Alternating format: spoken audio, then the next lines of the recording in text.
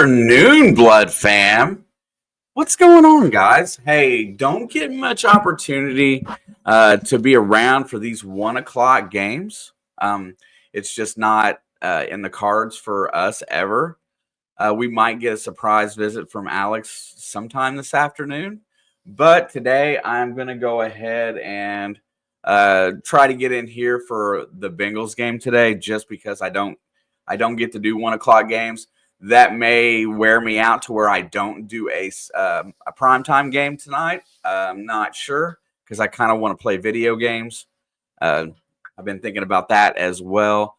But, since this Bengals-Browns game, which is such a huge rivalry over the years, has a real true-to-life implication for Cincinnati for next week if they get the win today, I felt it completely necessary to kind of hang out today to see how well they do it against today. And also just to get a group of different folks in here. Not everybody comes in at night, and it's really cool to be here in the afternoon. What's up, Philip? How are you? I'm doing well. Balin, how are you, my brother? Good to see you. Miss Lindsay, Houday is in the house. I got my Bengals beanie on today. Thank you, Nathan, from I think 2 years ago now. But he bought this for me for a Christmas present. Haven't talked to him in a long time. Hope he's doing well. Mr. Dave, always good to talk to you, my friend. Georgianne, of course, welcome in. Thank you very much. I set one of these goal things just to see if it happens. But if it does work out, I do have a benefit by doing vertical live streams through StreamYard up until February. So I will be doing that if we get it. We'll talk about that a little bit later. Predictions for the game. I feel like, Cincinnati's kicking off. I feel like it's going to be a lower scoring, grindy type game. I'm going to go 21-10. I think the Bengals will get the W, and they get the stop on the kickoff. This defense has got to play a little bit better. DTR is more of an agile quarterback, and let's go. We'll get it going here. We'll talk throughout the day. We got 3 hours and you're just going to have to ignore the dog because he's mad at me. I let him out. I did all that stuff. He's just complaining. I'm going to get a little volume so I can hear something. But Dorian Thompson-Robinson did play against Cincinnati. He is a turnover prone a little bit. They're going to go straight with the handoff up the middle, and that is a big hole up the middle, and he's gone 50, 40, 30, and they got to get him down at the 10-yard line. And just what a lazy way to start the game for Cincinnati. That is Ford going all the way down the field. Oh, go Hoosiers. It was a hell of a season. Cannot wait for the future holds for the football program. Yeah, you're going to find out that Notre Dame team and that Ohio State team they're going to win another game. All right. I'm just going to call it right now. Cincinnati has got to make a hold right here. They have got to slow this down and get it into field goal area. Jerome Ford with a huge run to start the game. We are ignoring the dog. 1st and 10. Ball's at the 11. There's the handoff to Ford again, and he has no gas and goes for a yard. Josh Newton gets up in there for the tackle.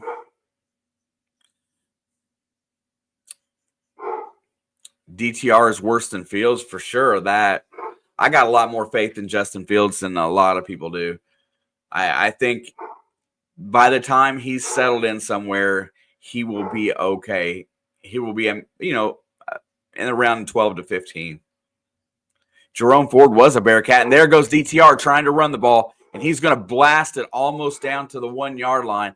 And that is he's going to be a yard short. It's going to be 3rd and 1. But the thing about DTR is that this defense really needs to take a safety and bring them up into the middle as a spy for this guy, because he's going to run when he gets the opportunity. They have him down a little bit short of the first down. It is 3rd and 2. I think you need to assign somebody strictly for this guy, period. Sheldon Rankins is out again in the middle of the field. That hurts the run game or the run defense. you'll see a lot of BJ Hill and Chris Jenkins, and they're going to take a timeout.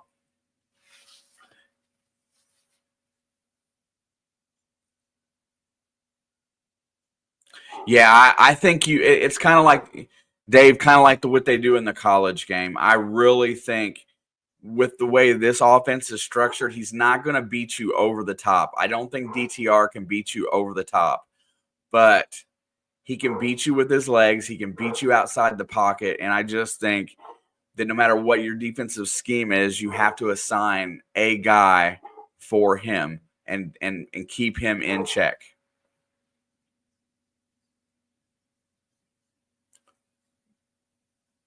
Yes, I would beg him to throw it over the top for sure. Crowd the box, and there is the handoff, and that is going to be close to a score. I think he got in. Also, today I was very lazy. I did not feel like messing much with the scoreboard, so you get ESPN today, so you guys can't yell at me for that. I just wanted to be able to watch. He is down, and he's not in unless that ball is close.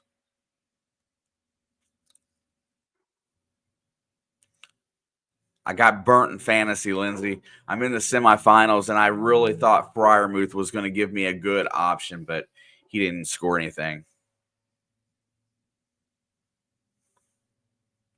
There's the handoff. They're going to try to push it in. This time, I think he makes it for sure. Oh, wait. The ball is on the ground. Deontay Foreman. They're saying it's a fumble.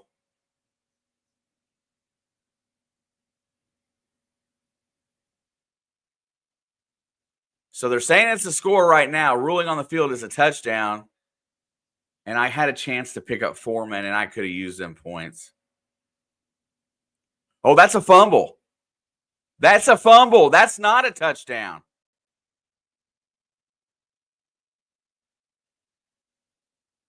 He did not cross the plane when Von Bell knocked the ball out.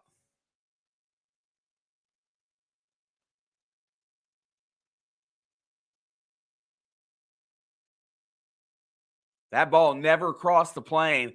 That should be a fumble, which would be absolutely huge if Cincinnati can get a recovery here. 2 points and a safety. I'll take that over 6 any day of the week. They have pulled the score down off the scoreboard. Let's see what we got.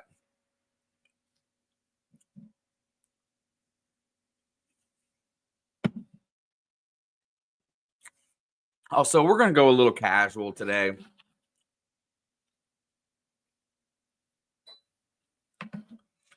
It's nice to get to spend some time.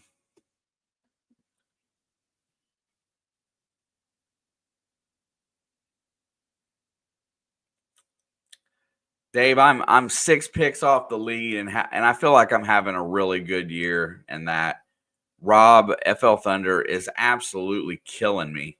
And Chase and Miss Charlie, them two are just kicking butt.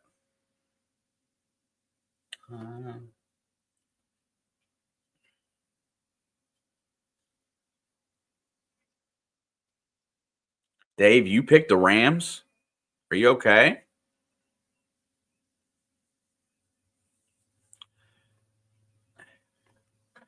Well, Lindsay, I'll start scoreboard watching when we get the lead because this game here is not going to be easy for us.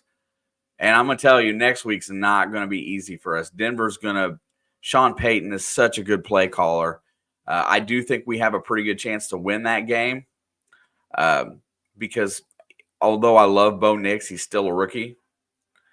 And you saw against the Chargers, he can give up the ghost. He can also play really well. Our defense is suspect.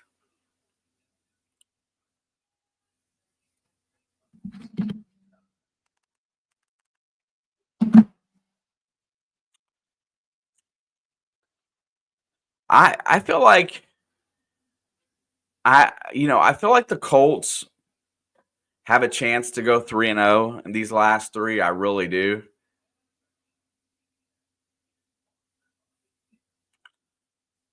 Yeah, I got to get my score over here up so I can see some stuff.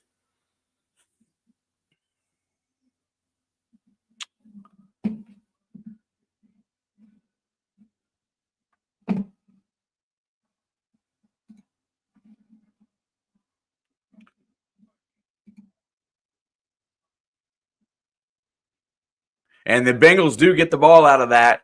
And if they get hit for a safety here, I'm really not going to be mad. But he needs to come out of here throwing a quick out because they're stacking the box. 1st and 10. Burrow is under center. And that's offsides, right? Great job by the right guard. As the defender comes into the neutral zone, he touches him to blow the play dead while he's offsides.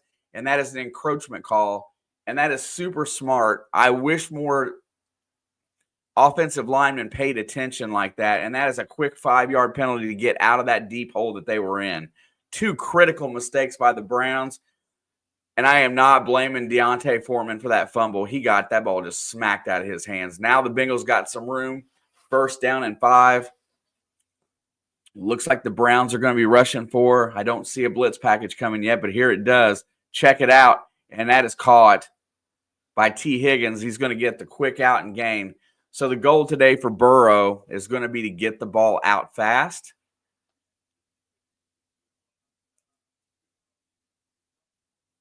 Get the ball out fast and let your playmakers make plays. I think that's going to be Burrow's mindset today.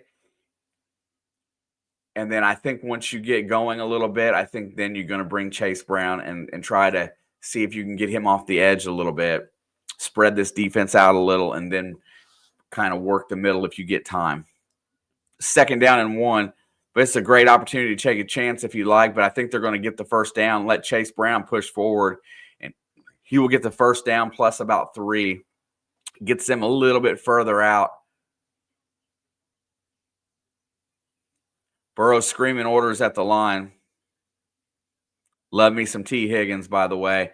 And I do think that the organization is going to make the right changes this offseason to not let what's happened here this year try to find a way to cure that going forward. Such a waste of a season if they don't make the playoffs for Joe Burrow. 1st and 10. There's the sweep handoff to Jamar Chase. He's got a lane. He'll get it all the way out to the 20-yard line. And Delpit gets kind of mouthy, and they kind of have a little back and forth. It seems to be good-natured early in the game.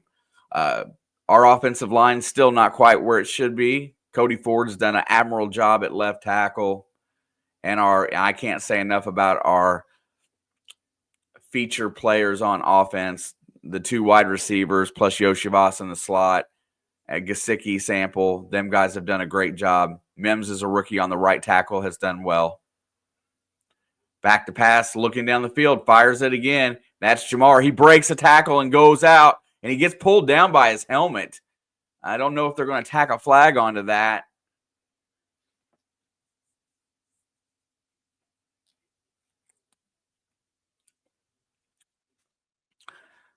Philadelphia is on the board early against Washington today.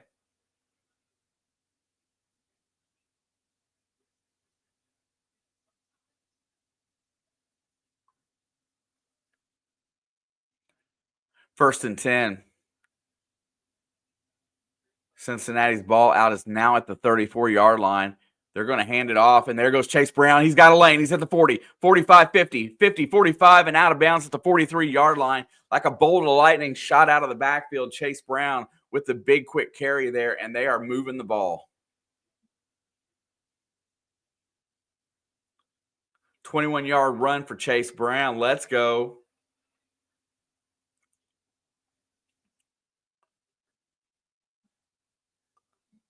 He is so fast. He is one step from being gone there. The safety just got there in time. Just enough to get a hand on him to get him out of bounds. First and 10. And they're going to go play action this time. Burrow fires it, and that is caught by T. Higgins, who's out of bounds at the 24-yard line. And very methodically, they're moving down the field, going to different sides of the field, running the ball in 2 different dynamics. One on the jet sweep, one with running off tackle with Brown. And they have not shown the same play twice yet. So looking really good. Chase Brown is impressive. If Cincinnati could only just get him 5 more touches a game, 5 more carries, or just keep the running game involved. Jim Schwartz is a great defensive coordinator. They're going to pitch it out. This one's going to be tough for Brown. He does break it. He's inside the 20, 10, 5. He's going to dive out of bounds at the 3-yard line. And Chase Brown this time goes left. And that is first down and goal. And I had never realized how big Amarius Mims is until he come up next to Chase Brown after that run play there. It looked like a little kid. I loved him in the Big Ten. I just did not think that he would be this dynamic in the NFL. I thought he was too small. I'm going to be honest, Dave. I didn't feel like he was going to be that guy. Oh, he is huge. I didn't realize how big he really is until that play. Burrows back to pass, steps up. He's going to throw it into the end zone, falling down, and T. Higgins is going to get the tutty as long as Burrows' knee wasn't down. When he let go of the ball as he was falling, keep that man on the roster. Pay that man. You can pay both these receivers.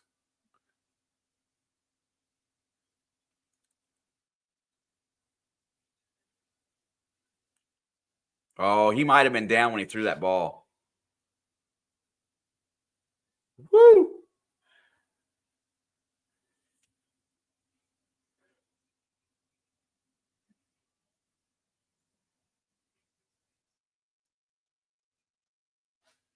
Yeah, let's hope that stands. What's up, Tom? Good to see you, my friend. I think he was down. I'm just going to be honest with y'all. Oh, they confirmed that one. Bro. So, Dave, that was my thought exactly. They can pay him $31 million or whatever it would be next year to franchise tag him. Extra point is up, and it is good.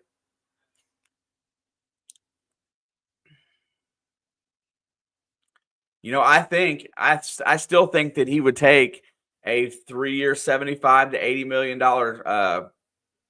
I think he would take that deal, and really, I think that's a fair price. And I think you still can pay Jamar whatever you want to pay him. But I would put the 5th-year option on Jamar Chase and run that route. That way you could be in the last year of T's contract and on the tag for Jamar.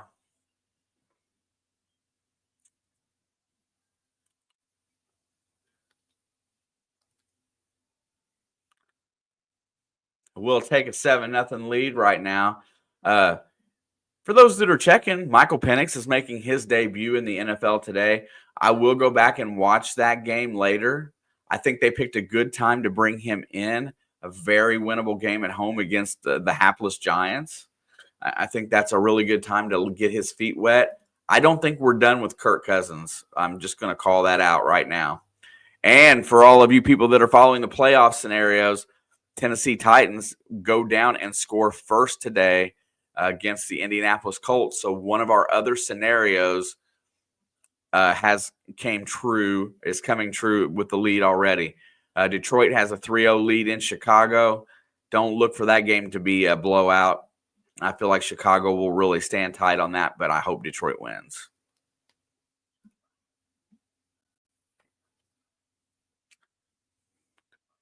Listen, the only thing I'm hoping for today that happens, and no offense to anybody that loves the Seahawks, is that I just need Geno Smith to get the ever-loving crap beat out of him today. 3 interceptions, 4 fumbles, no touchdowns, 62 yards passing, and so I can win my fantasy matchup and go to the finals for the first time in my dynasty league.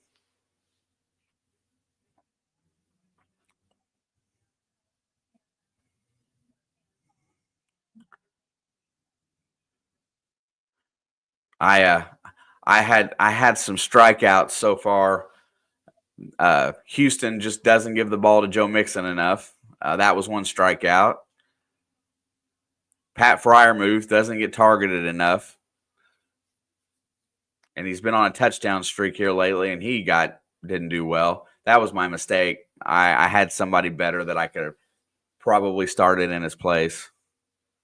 Dave made an observation yesterday. Well, I'm ready to hear it.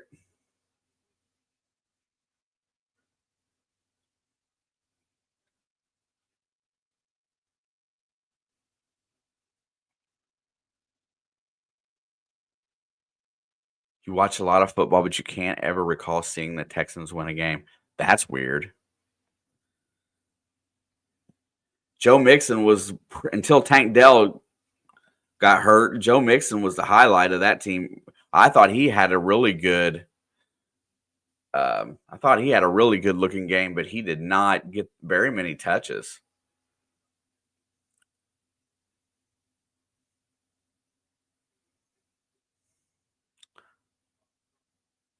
And that kick is going to be fielded at the 5. He's going to try to run it back. Ford's got it. He gets to the 25, and he's going to go down there at the 26-yard line and is now there in strip mode. Number 52 for Cincinnati makes the tackle. And I'm trying to figure out what's wrong with my beanie. It is bothering my ears. I know the Texans have wins. I've seen highlights. Yeah, I mean, lucky for them, they're in the crapper of divisions this year. You know what? I'm going to start calling for a realignment. This AFC North is a killer. I need my Bengals in the AFC South. 1st and 10, DTR's under center. Here comes the blitz, and he is smoked. What a timing play by Mike Hilton. Read the snap count, gets the blitz, does not get picked up, and gets a sack. What a difference in aggression. Dave said you would trade the Vikings for the Bengals. I don't want to be in the NFC North either, dude. Nobody got even close. Mike Hilton timed that, and bringing the corner blitz is something we haven't seen a lot of from Lou Anarumo, but Mike Hilton's really good at it. Thompson's back to pass, fires it over the middle, and that was almost picked off as that was just a little bit behind. I'm assuming that was Jerry Jeudy, and Cam Taylor-Britt just couldn't hold on.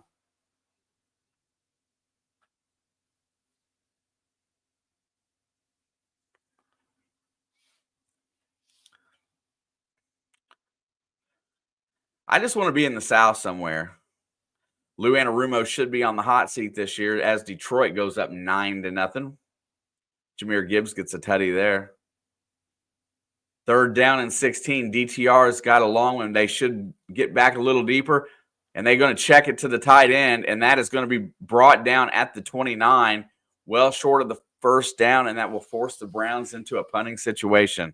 And there is nothing that can help the Bengals more than a quick 2-score lead today.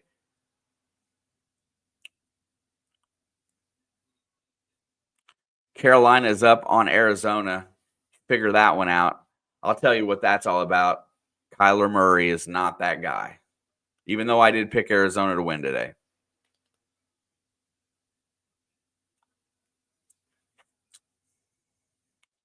All right, Cincinnati gets a 3-and-out. They draw the punt, and it goes away clean. It's going to be fielded at the 27-yard line.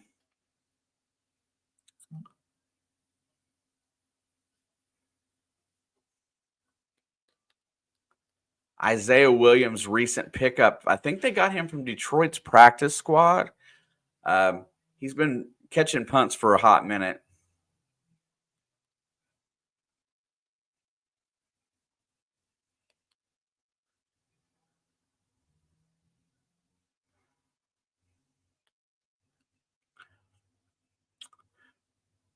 Man, I'll tell you, this early game today, who is the late game tonight? I haven't even looked at setting it up yet. 425 is out. Tampa Bay at Dallas. Man, that feels like maybe I shouldn't do that game.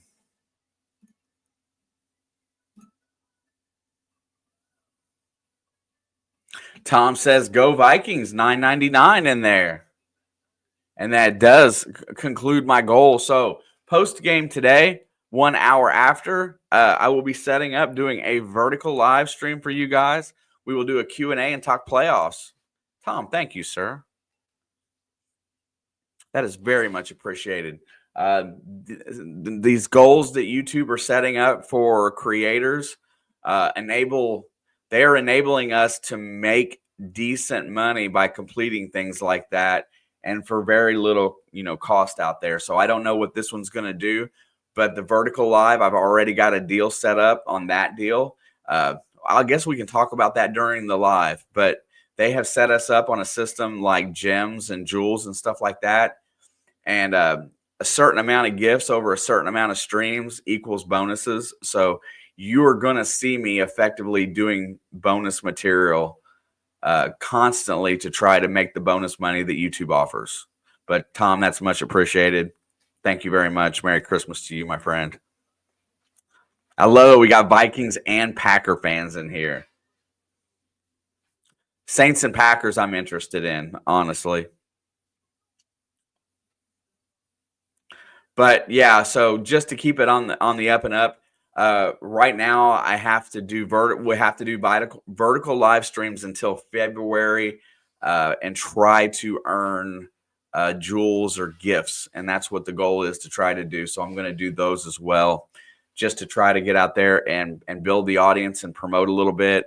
I'm going to pick the topic tonight is going to be NFL playoffs, and we can discuss all of that going forward. But YouTube is trying to make it where we want to create more, and I really appreciate that.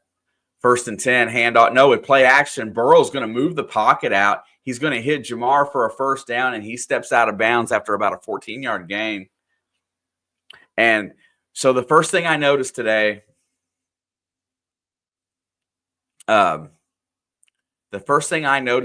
is that this Browns defense is trying not to get burnt on the deep ball, and they're playing off the receivers. So Joe is taking short outside passes as they keep the two deep safeties, and they keep playing about 7 yards off the wide receivers, really giving a big cushion to Jamar Chase.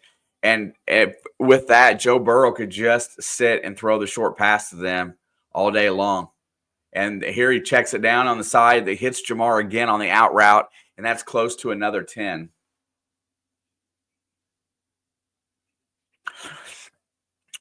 Dave, I think Penix has got an extreme strange upside. I feel like he's a stronger arm version of Tua, but I really fear for his physicality and his health. He's kind of a lanky kid, and I just don't trust his knees. I had him at Indiana, and I got to watch him firsthand, and I loved his ability, but I fear for his health. 1st and 10, ball's just crossed midfield. There's the handoff to Chase Brown, and he's going to fight for 3 yards on that. And that is the first defensive play that the Browns have made from the line of scrimmage where they got a semblance of a stop.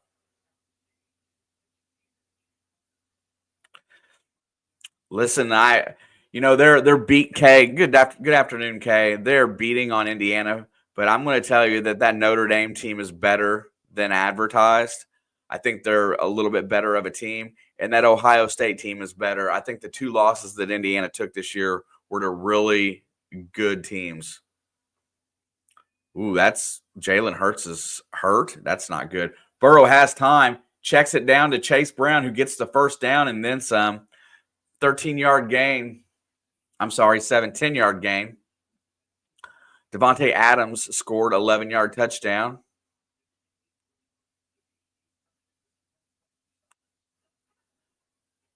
Mason Rudolph starts that game for 5 for 5 for 68 yards and a touchdown. 38-yard bomb to Ridley. Go Tennessee today. I love you, Colts fans, but I need my stuff to come true. So Burrow's ball's at the 35. Burrow's in the gun. He comes up firing, hits T on the quick slant, and that is a 9-yard gain. I'm going to tell you that this Cleveland Brown defense is not going to stand a chance if they keep playing 5 yards off.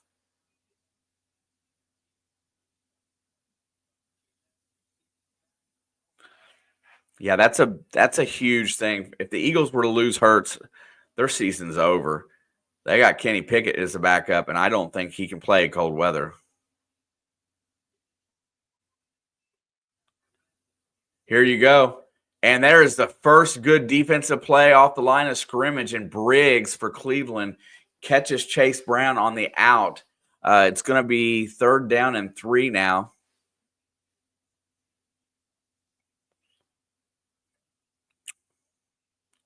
They finally guessed right on the play.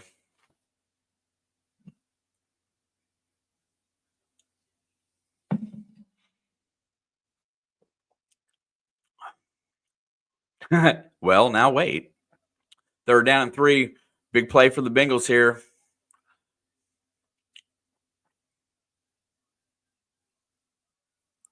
Back to pass. Looking. Got time. Steps up. Fires it downfield. And just overthrows T. Higgins as he threw it awkwardly as he's about ready to take a hit. And my suspicion here is they're going to try to kick this field goal and try to extend to 10. T just came open a little bit late.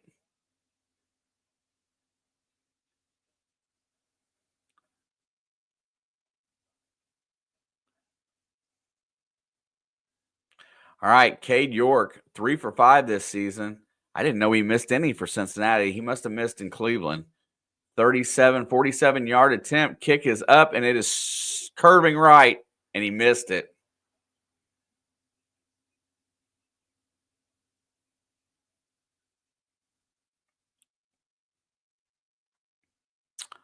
Oh, I hate giving back points.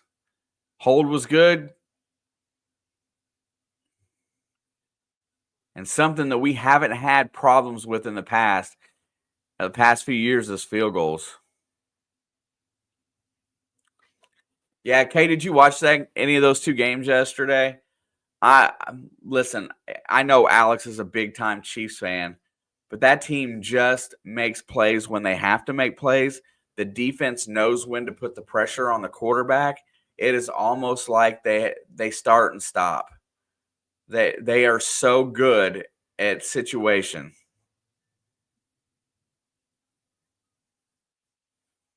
The Bengals are not her team. The Bengals are my team, and I have no idea why she picked Cleveland.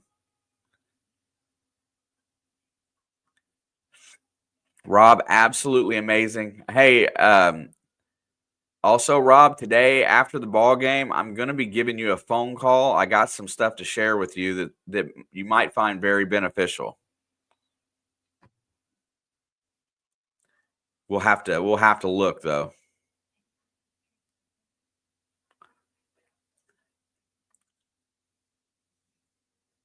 Yeah, I got something for you, and I know you will take advantage of it.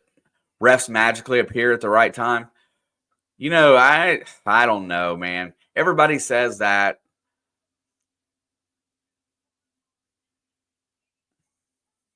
Oh yeah.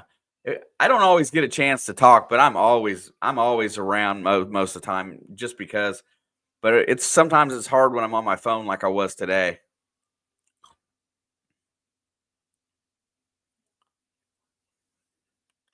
Detroit has the ball back, 1st and 10 on the 31. It really disappoints me the missed field goal today. I got to look at everybody's standings here. CBS.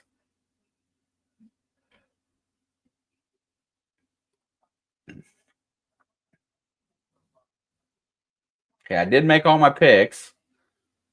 That's good.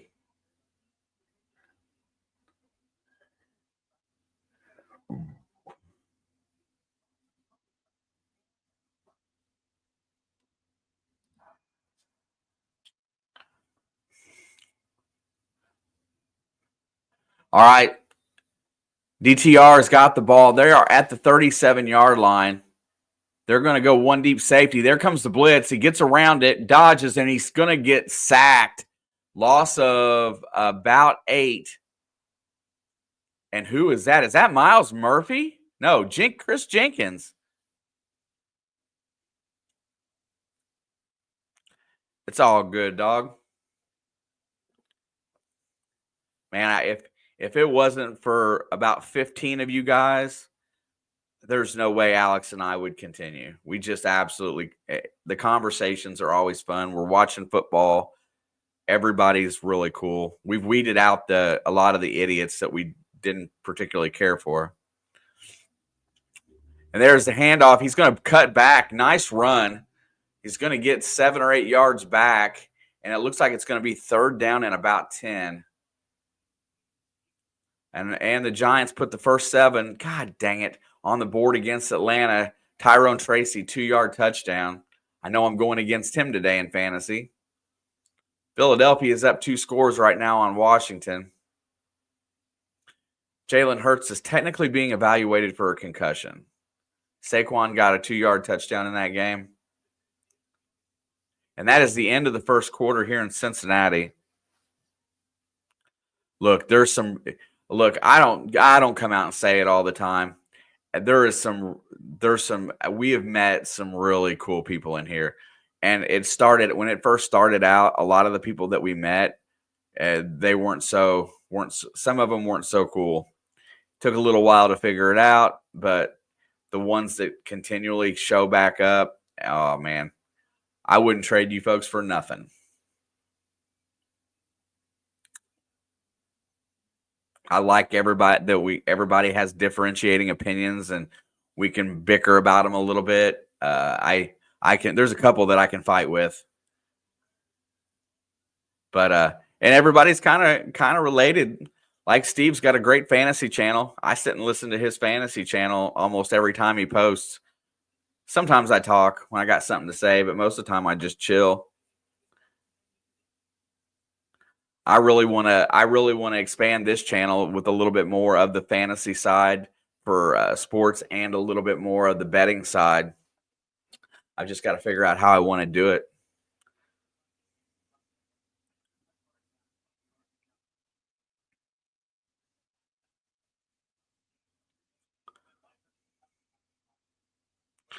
Also, Steve, are you a gamer too?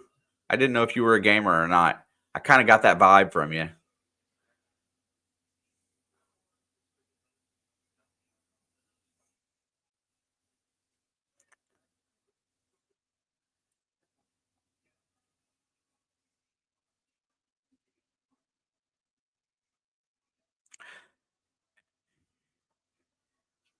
And if you all want to see what crazy it looks like, um, Rob's live stream from this morning was absolutely nuts.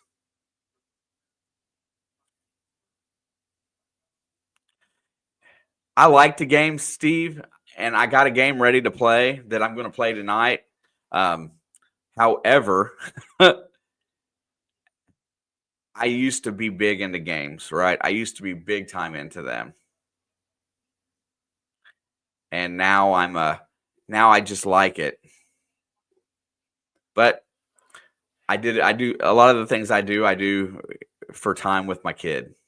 The gaming's for my son too. I like to play with him. Stafford just threw a pick. All right, here we go. Back to pass, looking down the field. He fires it to Elijah Moore, hits him on the ankles. And that is Josh Newton in coverage, and it's 4th down and 11.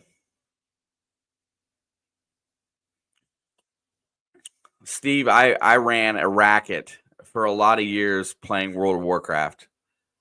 I sold achievement runs. I sold Time Lost Proto Drake. I sold all kinds of hacks into the game. I did everything. Punt is away clean. I used to make a couple $100 a week. Oh, was that a fair catch? I guess not. 47 races, 57 prizes in 3 hours, include 3 metal detectors, a gold coin, 2 silver dollars, 1777, 2 real, 1 ounce of silver rounds, more than you can count. Dude, there was a lot going on today.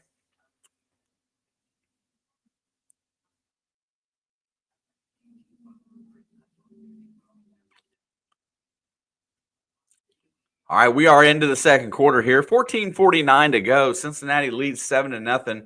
If not for a field goal going wide left, the Bengals would have a two-score lead and the ball right now and be really happy.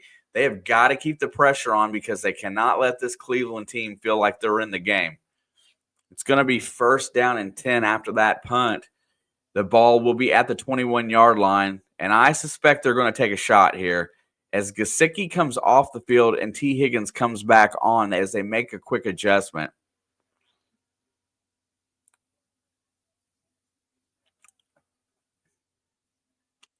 Burrow's in the gun. Two wide outs. Chase in motion. He's usually the guy that gets the ball on the motion, but they hand it off to Chase Brown, and Cleveland makes a stop. He's going to gain about a yard, maybe a yard and a half. Also, Arizona is on the board right now. The score is 7-3 right there. James Conner has 45 yards rushing in that game. Chuba Hubbard owns the only touchdown for the Carolina Panthers. 8 rushes, 28 yards, and a TD. Jets are driving right now currently, 6-0. And Detroit is up on Chicago, 13-0. Second down and 9. This is where I worry about Burrow. Here comes pressure. Fires it over the middle, and that's caught by T. Higgins, and he's 2 yards short of the first down as he catches that ball and kind of sits down to avoid the big hit coming across the middle. He's really good at that.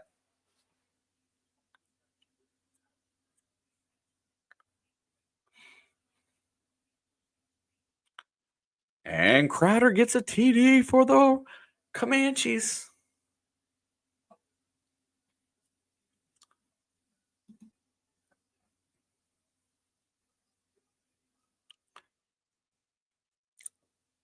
Third down and 2.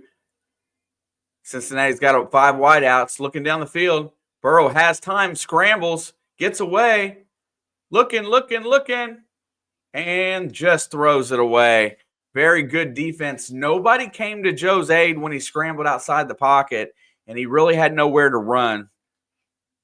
And he's telling him right now, hey, you got to come back to me.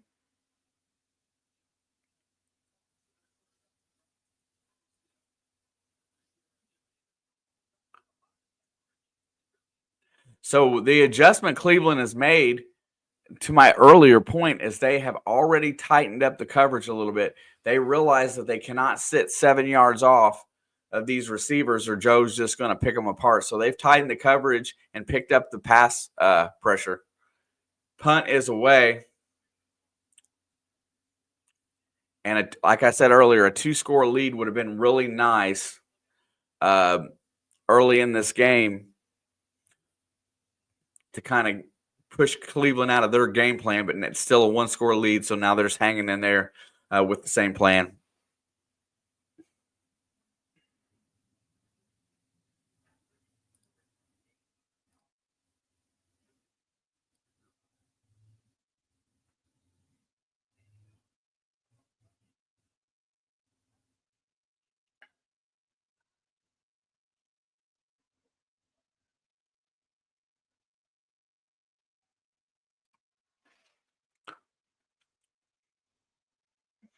Yeah, Rob, it looks like through 1 o'clock today, you and I got all the same picks, so no chance of me gaining any ground on you today, unless it's later today.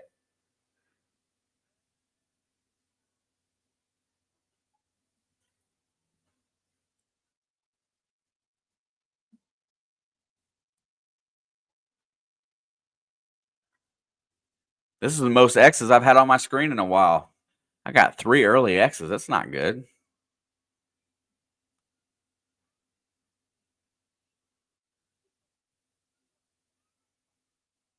I'm not going to look over at my fantasy until right around the end of the first bit of games today.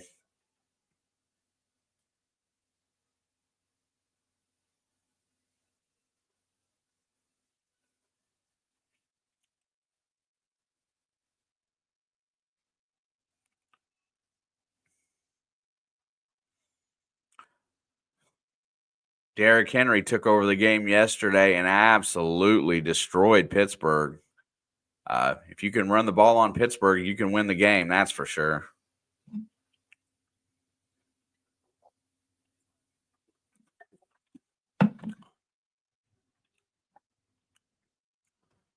Carolina extends. Looks like they scored another touchdown. 13-3 at the moment.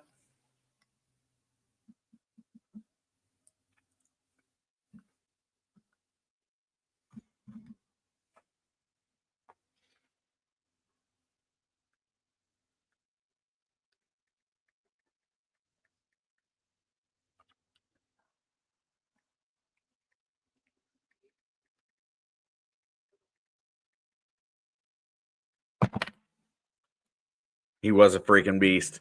But that's just it. Baltimore's super dangerous. Listen, they're starting to figure it out on the back end of their pass defense. If they get it figured out and can defend against the pass, they're going to be a tough out.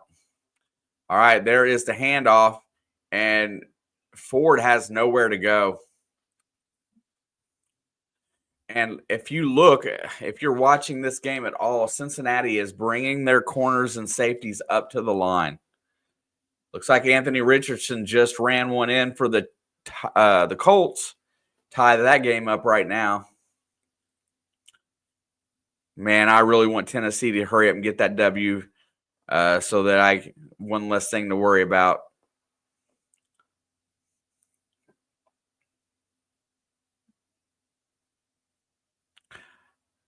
DTR's in the gun. Back to pass. Here comes Hendrickson and smashed. Hendrickson gets the sack. That is his league-leading 13.5 sack of the season, and he is on fire. Wanted an extension before the season. Asked for a trade. No trade was given. Now he's betting on himself and playing like a beast. But he is just so good at when he wants to get around that end, he does. He is going to earn himself one heck of an extension. And if you can get pressure on the quarterback at any given point in time, you can win a lot of games, a la Baltimore as well. I'm getting a little bit hyped on Baltimore going forward as it seems like they're starting to figure it out. Cincinnati rushes 3, and there's the fire over the middle, and that is incomplete into quadruple coverage in the zone. And that will be 4th down and 16, and they will have to punt. Saquon Barkley moving in on history this year. 68-yard touchdown run against the Comanches. He is putting up a career year he's on the pace to beat all kinds of records in the NFL.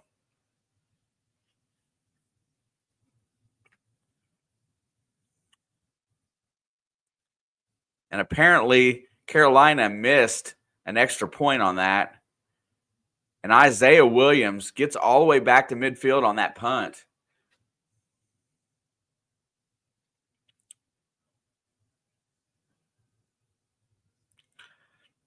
Thank God I'm not going against the guy that's got Saquon this week. Whew. I'm not going to look yet. I don't want to get up. I don't want to get scoreboard watching yet. I want to get my Bengals watch this game and hopefully get them a 14 or a 21-point lead at some point so I can relax just a hair because I'm a little bit nervous.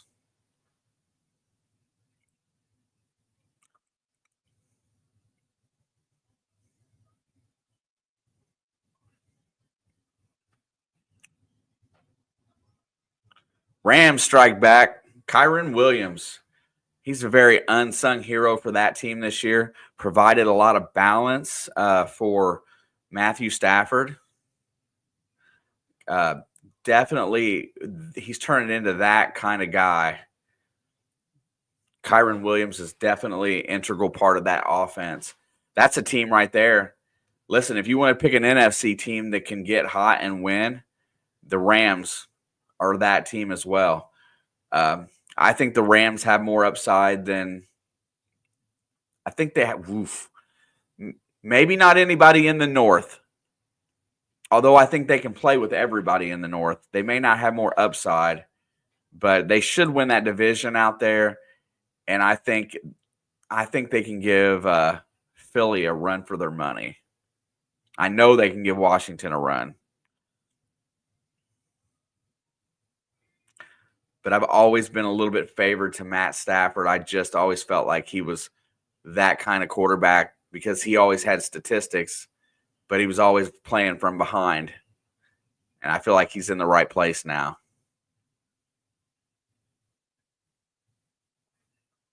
How well did that trade work out?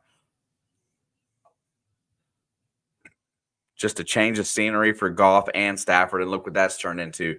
Detroit is stomping a mud hole in Chicago so far today. Also, you know what? Looking towards the future, what will Ryan Poles do as far as a head coach? A lot of people suggested that he's going to bring in Spags from Kansas City and give him another chance. But I don't think they need a defensive-minded head coach. I think they got to go on the offensive side of the ball. Do they try to stay in conference and take Ben Johnson from Detroit?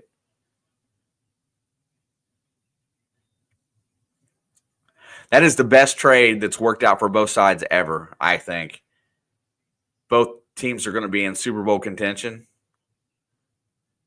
Back to pass. Burrow looks, checks it down, and they're off of Gesicki, and he will take a 5-yard gain.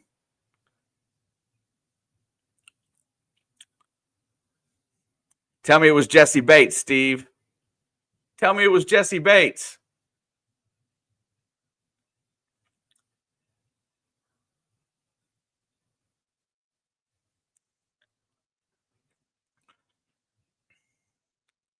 Second down and 5. Very admirable position for Cincinnati. They have got them all lined up in the box. Play action. Burrow rolls out, fires it downfield. It's caught by Jamar for a first down. He breaks the tackle and squirts a little further forward to get down about the 33. Saquon has 109 yards rushing at the end of the first effing quarter. It was Bates. I told you. That was the biggest mistake that Cincinnati made, was letting him walk for less than $17 million a year. That is the problem with Duke Tobin. They knew he was all world, but they let him go. He squirts, I know. Alex hates it when I say that. Andre Yoshivas for the first down. Burrow hits him as he's taking a shot.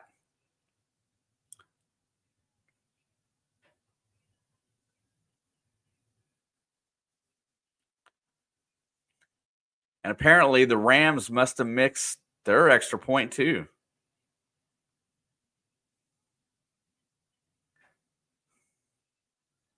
What's going on in New York? What's wrong with that place? 1st and 10. There's a handoff to Chase Brown. He breaks through the middle and gets about a 6-yard gain.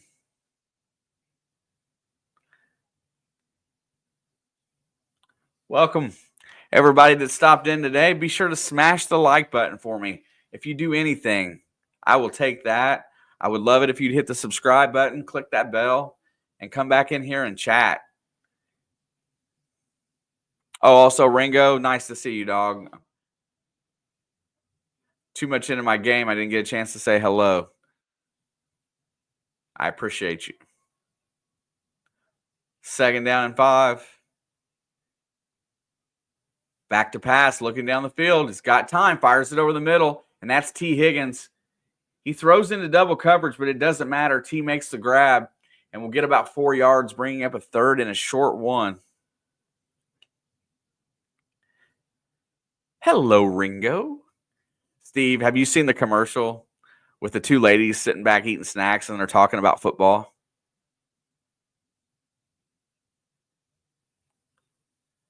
No, I do this on purpose, Mary. I set the microphone on the stand very high.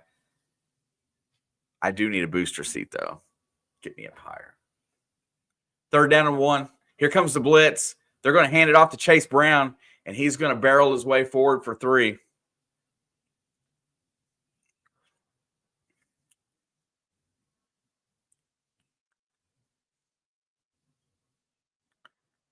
The 2 ladies are laying there like eating popcorn, and they keep talking. All these guys, all the announcers are talking about just football terminology that sounds sexual, and it talks about like they've read too many romance novels. It's hilarious.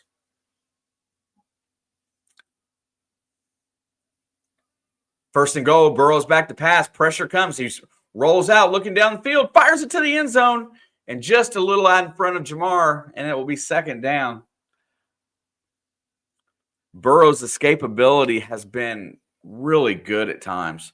And the more that knee heals from before, and I know that he's long since healed, but he is getting so much more dynamic inside the pocket and moving out.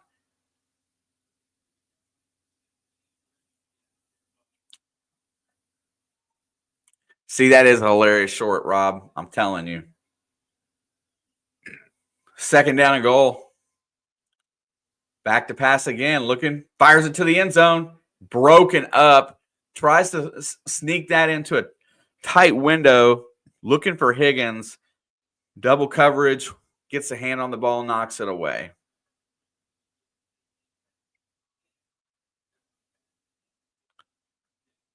You know, Devin Bush just didn't work out in Pittsburgh, but seems to be doing an excellent job in Cleveland. Wonder why that was.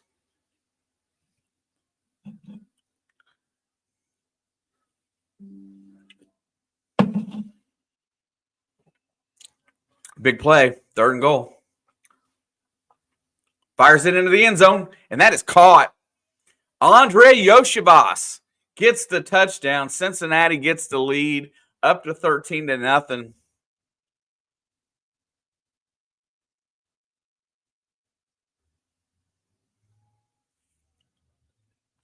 What a nice throw. Yoshibas is going to be he's going to be an outstanding pro for a long time. I feel like he is the next Tyler Boyd for Cincinnati. And Burrow just throws a laser right as he comes across the middle.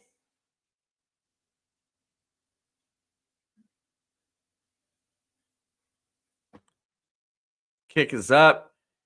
Everything that York does kind of fades to the left. Yoshi gets his 6th TD of the year. Burrow looking like a champ today.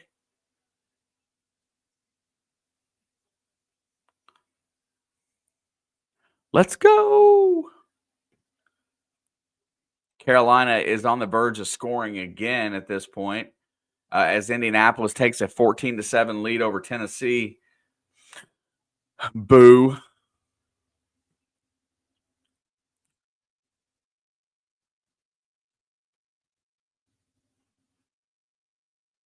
Got 3 weeks for them to lose a game. Definitely excited for Cincinnati and Denver next week. That will be on a Saturday. That is a very potential game for me to be here for because it's going to have a lot of meaning.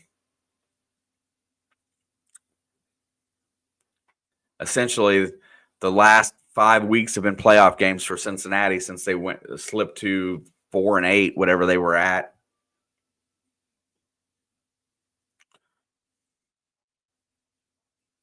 Maybe my Bengals beanie today has been the driving force in the dub or the early lead. Carolina up 19. They just put in another touchdown on 3rd and goal from the 8.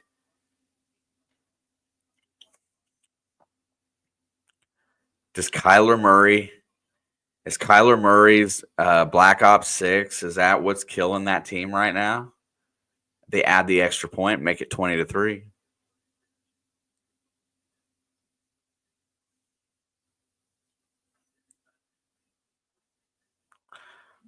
Mary's Rob's live this morning was hilarious. And there were so many good presents out there.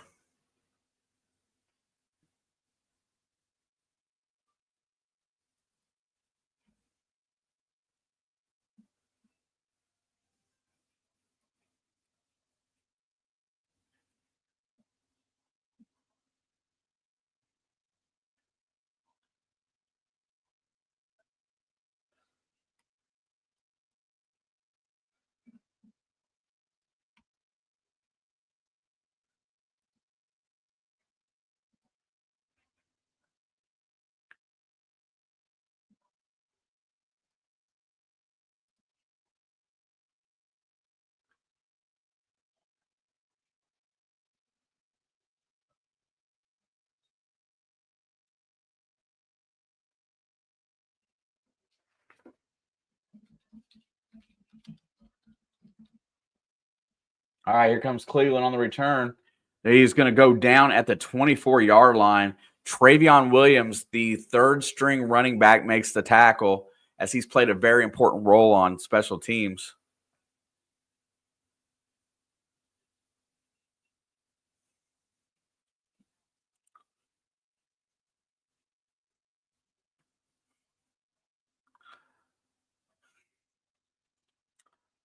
All right, here we go. Back to pass. Fire. Oh, they're showing the touchdown play again where Burrow just throws a rocket in there.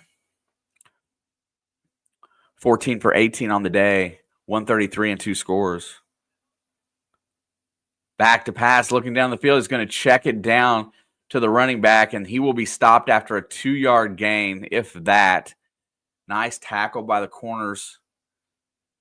Shane, between the damn Charlie horse in my foot and being fatigued, I would have been grumpy. Wow. I like it when you're grumpy, though, Mary. I'm just saying. Angry and insensitive. Fun times.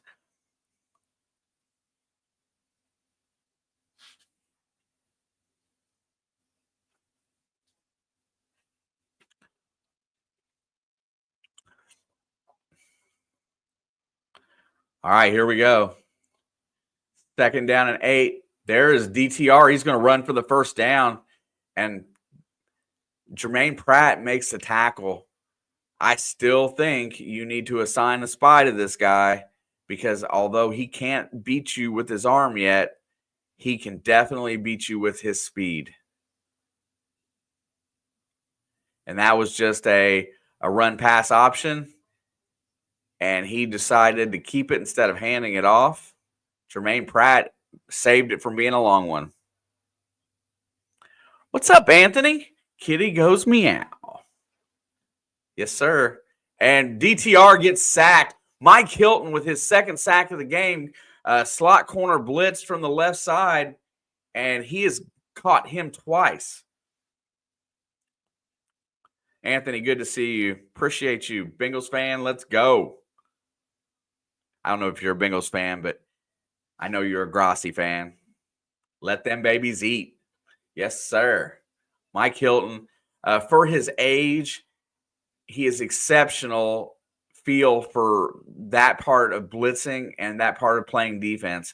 Pretty decent slot cover corner, but he really excels in those packages where he gets to blitz. Fires it over the middle, and that is caught, but it's only going to be a 5-yard gain on 2nd. 18 brings up 3rd and long. Right on, Packers and Bengals. There's a lot of that in here. You know, Tom has blessed Alex and I with so many awesome people. I mean, we can't say enough good stuff. Tom Grossi's been ideal as a friend. He's actually done so much to help Alex and I. Can't thank him enough. Every time we come around him, he treats us like we're family, and he's a great dude. We just want to be that kind of people as well. Back to pass. Thompson rolls out. He's got time, looking for somebody to throw it to. He uses his legs to escape. He's going to get about a 3-yard gain, and Trey Hendrickson brings him down, but he doesn't get to throw the ball, and that'll bring up 4th down. Can't say enough good about Tom. The meet and greet in Cincinnati last year, Anthony, I mean, you would have thought he made us feel like he showed up there for us. I mean, that's how he made us feel. When he walked out, he talked to us like we were first in line, right? It was just amazing. Alex and I have never really shared much about that. It was more, personal, but just can't say enough. And there goes Isaiah Williams. He gets a nice little return to the outside. He gets brought down by Diabate, and Bengals will have decent field position out at the 32.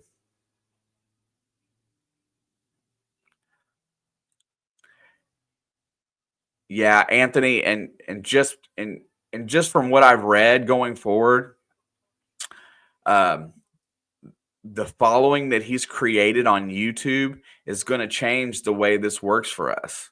So there's going to be benefits to amateur broadcasters, and it's coming at some point in time in the near future that's going to make it a lot better for us, give us a better opportunity. I think they're going to couple something to do with NFL's YouTube Sunday Ticket. And I'm telling you, that is all because of what he has brought to the table. And I know there's other really good ones, but Tom Grossi sits on top of the hill, right? He's the guy in the chair.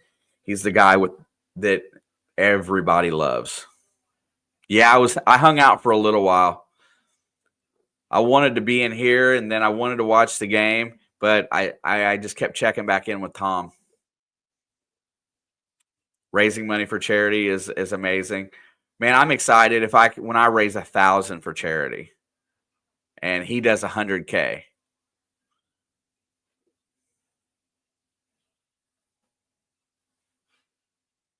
Hey, I do appreciate you stopping in today. We have a pretty solid, knowledgeable group of sports fans in here. And most of the time, they kind of come in and out all day, but we usually have a pretty decent time in conversation. Arizona strikes back, finally gets a score. They're down by 10, playing against Bryce Young and the Carolina Panthers. Will Kyler Murray be able to see over the line to bring them back today? Who knows? And Tennessee needs to score again, but the Colts have the ball. Detroit is still wiping the walls with Chicago. Atlanta's got the ball up 10-7, and Philly's got the ball up 21-7. Yeah, it's really tough, Anthony. And so Jalen Hurts has been ruled out with a concussion. Yeah, they said they were further evaluating him for a concussion when I saw it. So, all right, here we go. Cincinnati's got the ball. Ball's at the 32-yard line. Burrow's in the gun, and Jermaine Burton's in on the left-hand side, and Burrow escapes, and he flips it up to Sample. Very athletic play, and Sample is going to get about 13 yards and a first down. Burrow starting to look a little bit like Mahomes and just kind of flipping it and stuff like that. I don't know how conducive that is forever, but he is throwing some very awkward angles. But kudos to him for his athleticism, working really hard inside the pocket. Drew Sample was in the right place, got a first down. 1st and 10. He's under center. It's going to be a handoff to Brown, and he barrels through the hole, and he is going to get about 4 yards. If Chase Brown can make that run on 1st and or 2nd down every time where he gets that 3 to 4 yards, this offense is pretty much unstoppable. You don't like Detroit, do you, Mary? I get you. But the Silver Kitties are fun to watch.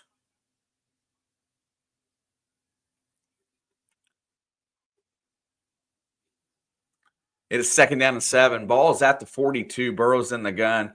2 wideouts to the right. Back to pass. They're going to blow this dead. Right tackle jumped a little early. I guarantee you that's going to be the call.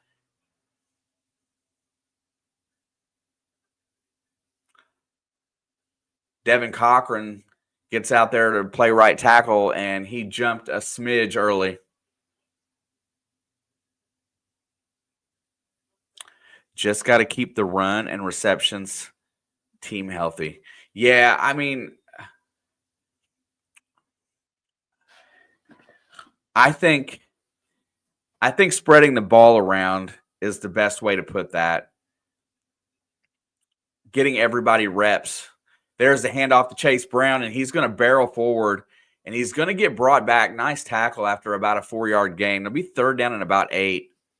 Oh, and the Bears just scored.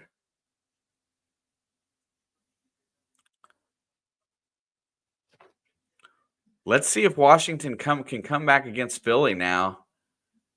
The Rams and the Jets, games in New York are always that way. Bears finally got a tutty on the board. Bears are playing the Lions, Mary. They're playing the ones that you despise.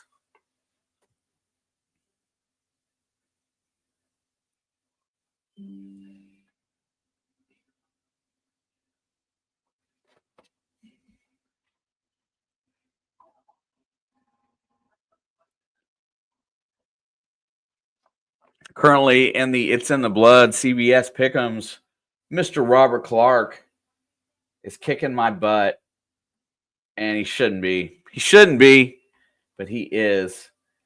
He's up on me 6 picks, and we've only going into the last few weeks of the season.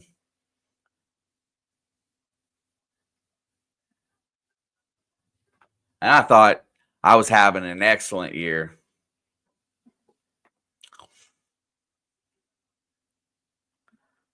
But as you know, there is an Amazon gift card for the winner of the Pick'ems. That's why I compete, because I want to buy myself something for Amazon, and I'm usually too tight to do so. So I'll put that card up there as a way to entice myself to do better. But dang it, Rob's kicking my butt. Rob is having a great season.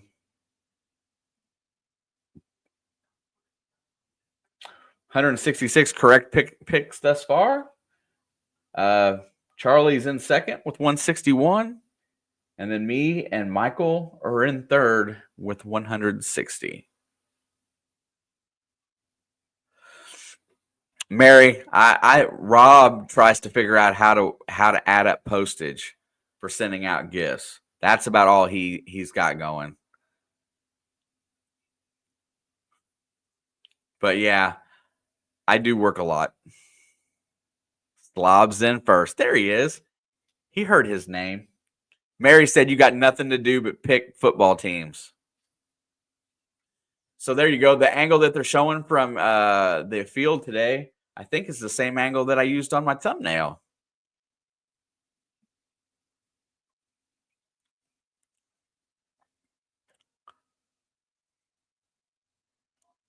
Tell her, Rob. It's living your best life, dude. All right, it's going to be 3rd down and 7. After the penalty, Burrow's in the gun. They've got 5 wide outs. Make that 4. Back to pass. Here comes pressure. Steps up. He's got room. He's going to run for it. He's going to run it all the way down to the 37-yard line. Burrow with the first down. He saw a crease and took off. And instead of sliding, he dove head first. I wish he would slide.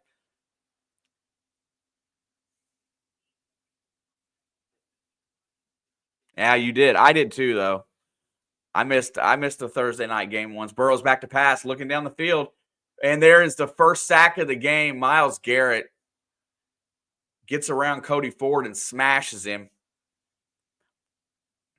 He just didn't feel the heat. Listen, don't tell Mary she's right. If you tell Mary she's right, she will not shut up ever. Garrett gets around Cody Ford. He bull rushes the exact same way that Trey Hendrickson does. Uses leverage to get around the outside and then speed to get to the quarterback. Atlanta takes a 17-7 lead.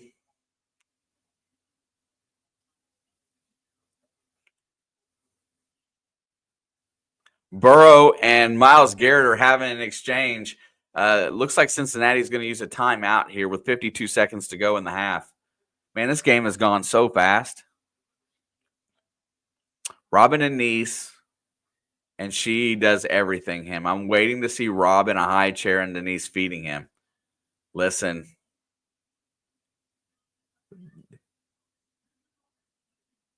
Rob wouldn't let her put that on screen. But you know what? I'm going to tell you something, though, just so you know that I've been on the phone with Rob, Mary, and I've heard Denise say things like, hey, Rob, you're getting ready to eat soup. Put on your bib. I've heard things like that. Or, hey, Rob.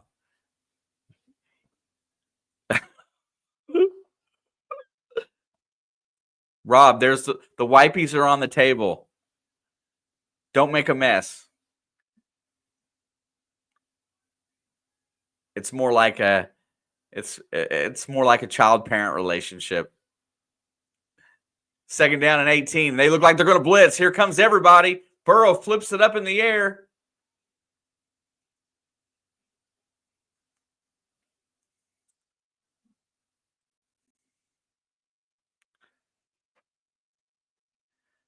Kitty Goes Meow Day Stream? Absolutely, John. How are you doing, sir?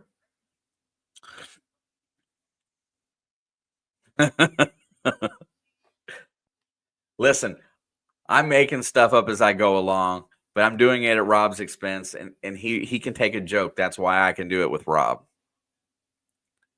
Good to see you, John.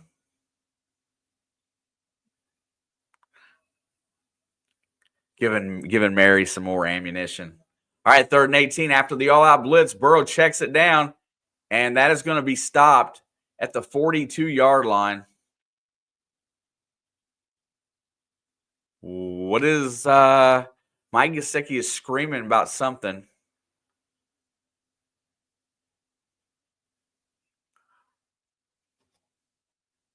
Run the clock down and call timeout and make a play. Burrow is conferring.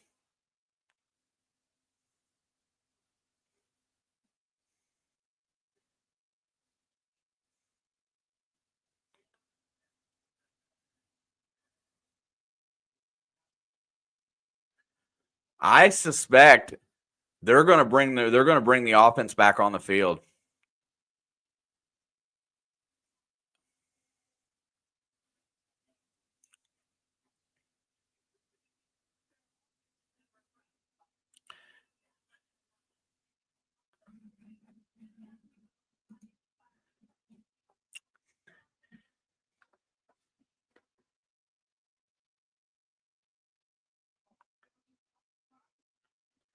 Heck yeah. Skyline's a pretty fun, man.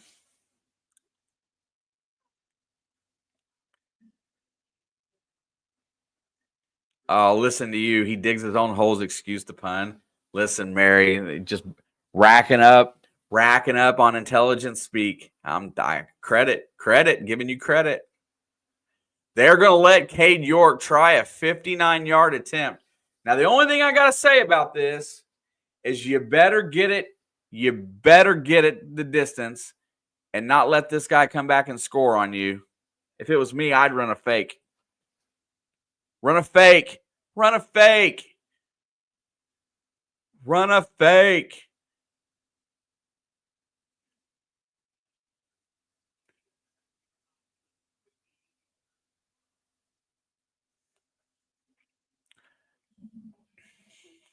What an opportunity to run a fake.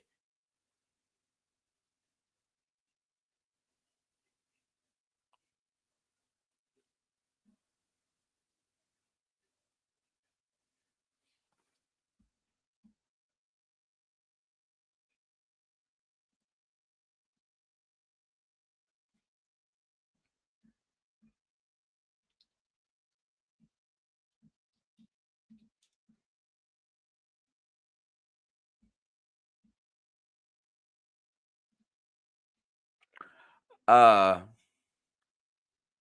on a second, Tom. And I guess you're being sarcastic. Okay, I got you. All right, here we go. 4th and 14. Kick is up. It's straight.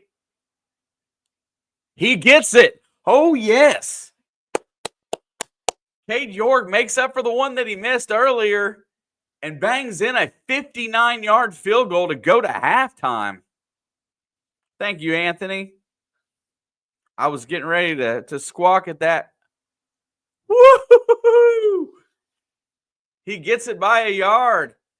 And there's a little bit of joy in Kitty Town today, man.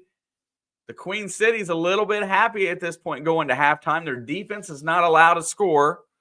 The one turnover was huge for momentum. And it is halftime.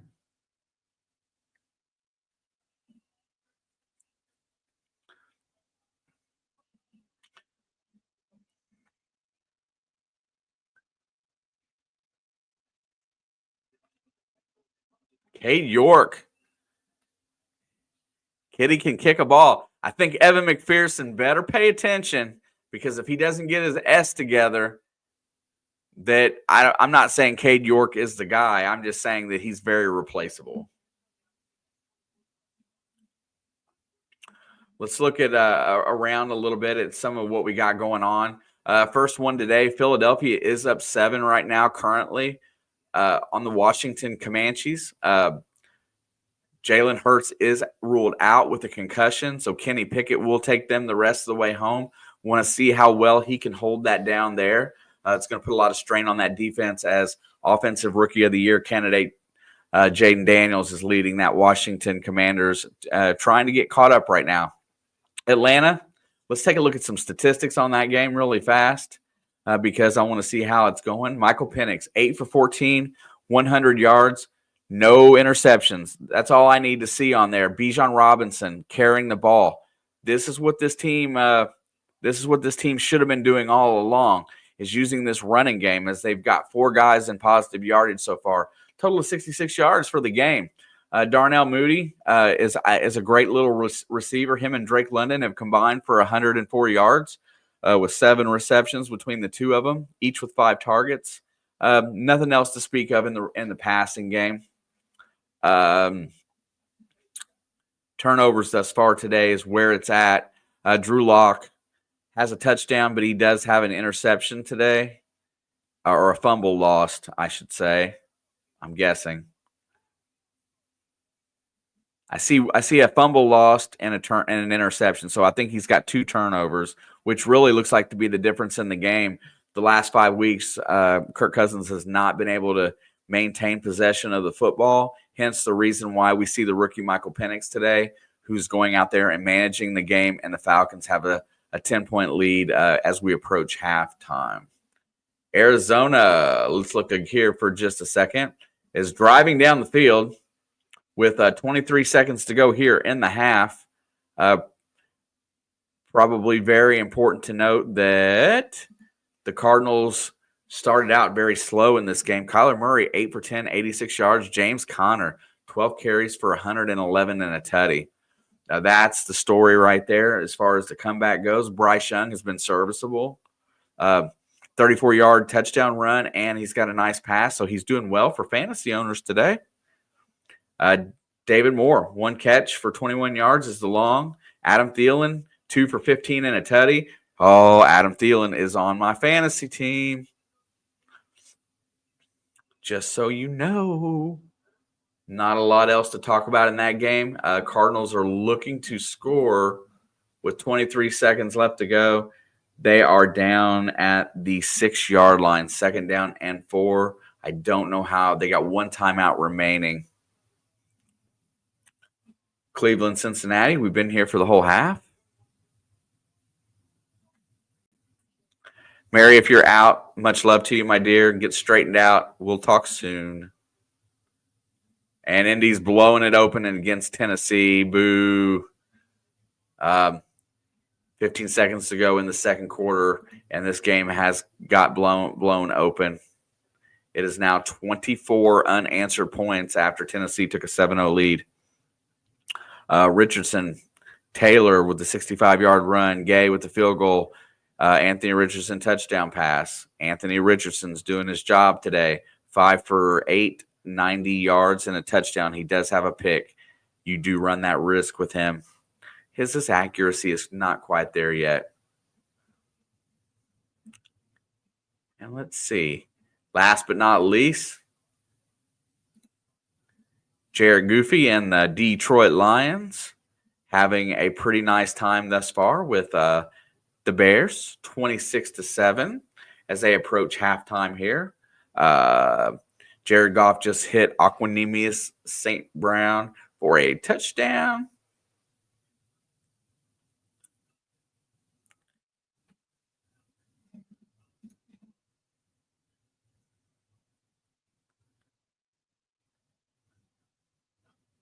Amon-Ra. God dang it. I knew I had it the wrong name. Them names are like gods and stuff. Touchdown Detroit, 17-7 as they get ready to go into the half. Chicago doesn't look like they have the guns to compete with Jared Goff, who is 13 for 16, 230 yards and 2 touchdowns so far. Caleb Williams is doing a serviceable job, 11 for 18, 128 and a tutty. DeAndre Swift, 22 yards rushing. The story is probably Jahmyr Gibbs controlling the line of scrimmage for the Detroit Lions. 17 carries, 79 yards with a touchdown. Sun God. Listen, the names that them parents came up with them kids. What kind of drugs were they on at the time, man? Are they a mushroom family? Were they just high and hungry? Uh, I, I'm not really sure. Gotta love it though, man. Gotta love it. Jahmyr Gibbs has over 109 all-purpose yards as he's got 3 receptions for 40 yards as well. And you know what? For SSNGs, might as well check on my fantasy team because I've got a road to climb to win.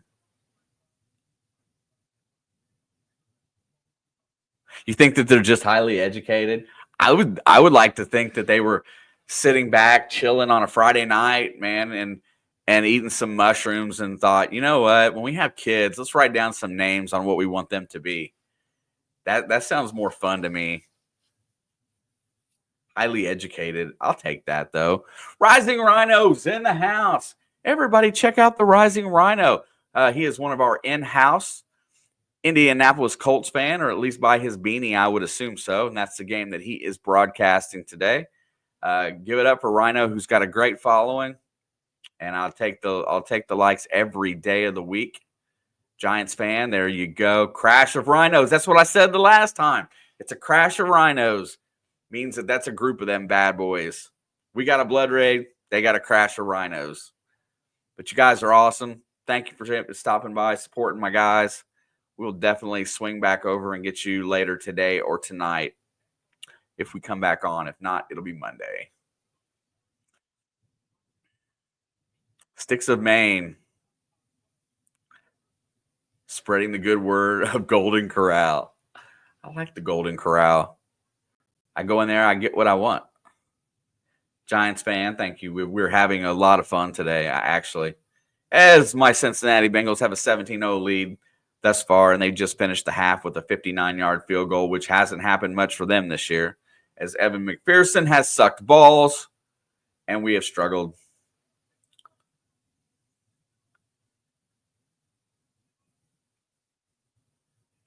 Yeah.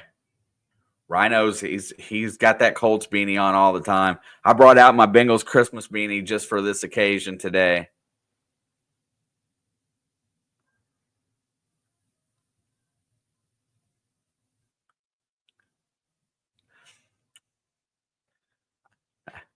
I just love the terminology of crash of rhinos. What a great name for a group. I had to Google it one night when they came in here. My other favorite is a murder of crows.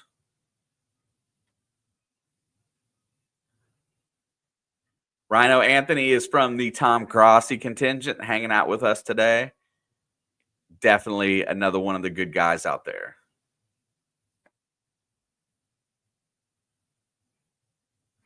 Back to see how my semifinal match is going in fantasy.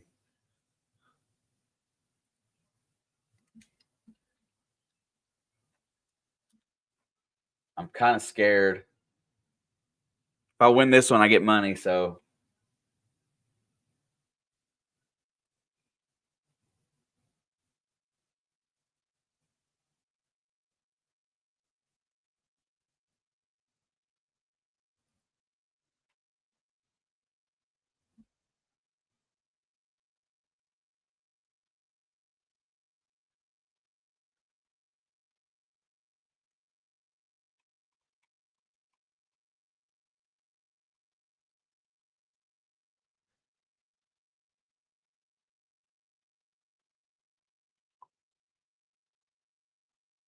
Rhino was held hostage by a Sasquatch for 2 weeks.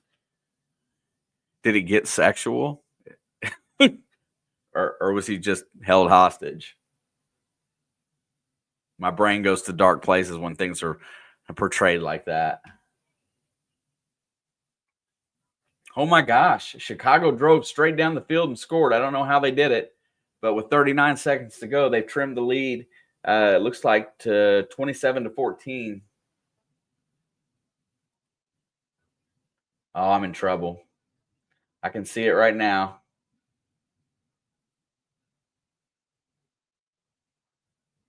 Uh,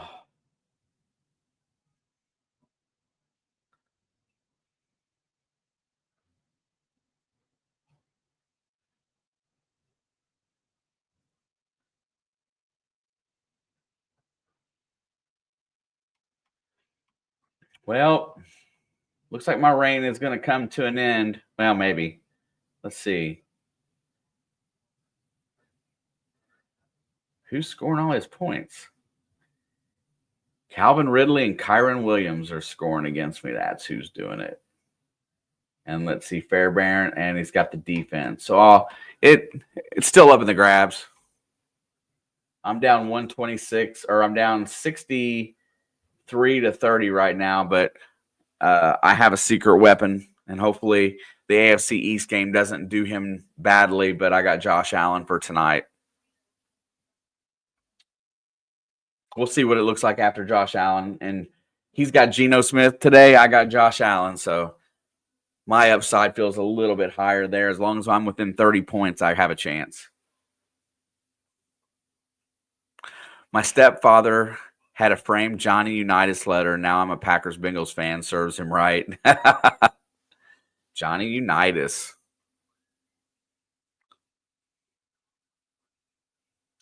I mean, talk about a nice boyhood idol, Rob. I mean, you couldn't go wrong there.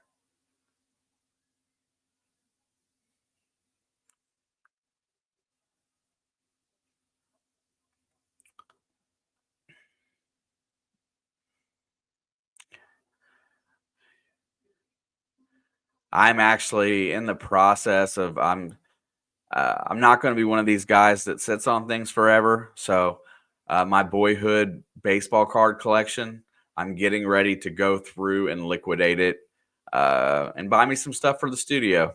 I think that's the next step for me. But if you're looking for like early 80s baseball cards, I got most of them. Dave has a Muhammad Ali autograph. That's pretty awesome.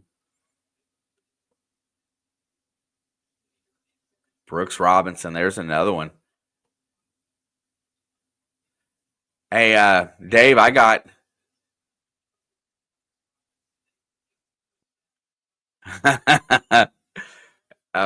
Dave, I got a Marty Brenneman and Marty Brenneman. I got two Marty Brenneman signed baseballs, and the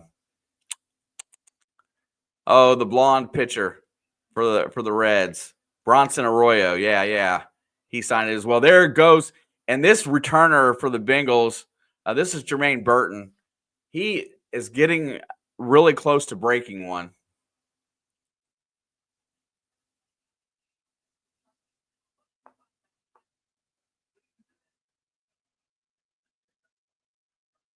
Arroyo was that guy that long, lanky, really good control, not a lot of arm speed.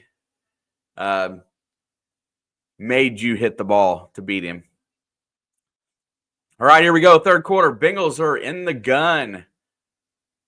Burrow's back to pass, looks, checks it down, hits T. Higgins across the middle, and he's going to get 8 yards on first down. If they do not tighten up, they're going to continue to do this the rest of the day. He did play for Boston. He started his career in Boston, came to Cincinnati for the mid to late portion of it, and then finished his career with Arizona, I believe.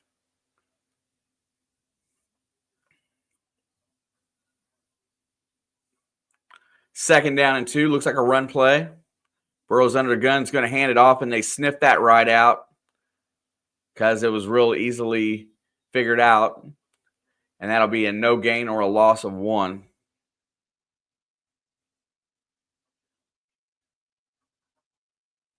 He still plays music up around Cincinnati at most of the local bars. He's a really good musician. He comes to my place of business. That's how I got the autograph. Kenny Pickett's got a touchdown, but he also has a pick. Third down and 3. Loss of 1 there for Chase Brown. Burrow's in the gun. Here comes pressure. Fires it. And that's caught by Chase Brown. He gets the first down. Nice misdirection play between the back and the wide receiver there. Bought Chase Brown just enough of an opening, and Burrow hit it.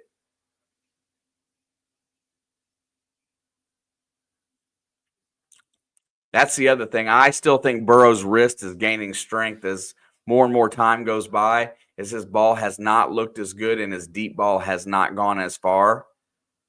I still think it's in the healing process, but I think he's done a really good job of mitigating it this year. Back to pass, looking downfield, steps up in the pocket, has to escape. Rolls out right, it's going to run. He'll take a 3-yard loss.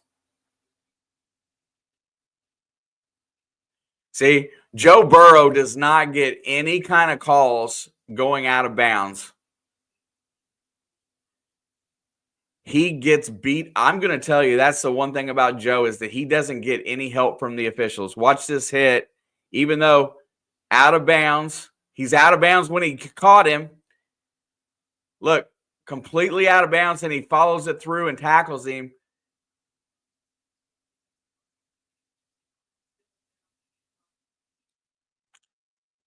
They would throw that penalty. If that was Patrick Mahomes, I'll just say it, or Josh Allen, the flag comes out. Burrow doesn't cry for flags.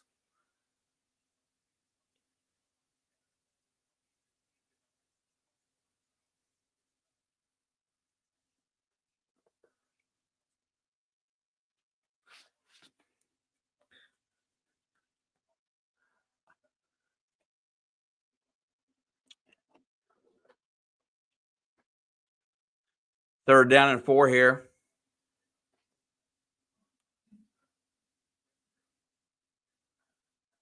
Brown moves out in motion. They got 3 wideouts to the left, 2 to the right. Back to pass, fires it to the side, and T. Higgins must run the wrong route.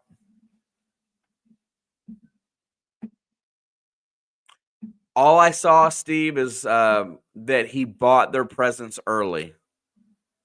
Mahomes would get an ambulance just to check on him.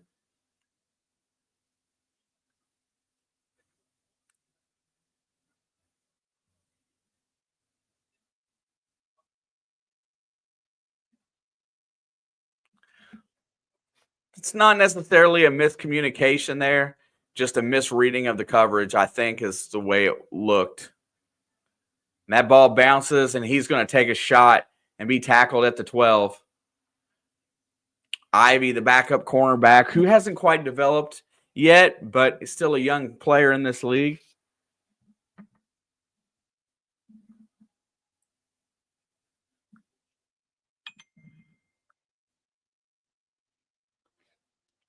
It cracks me up. Somebody keeps trying to hack my Facebook.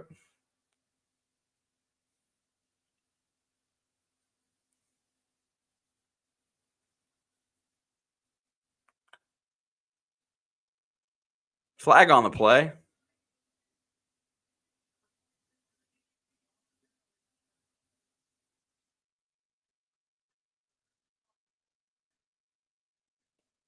So they're going to make the Bengals re-kick here.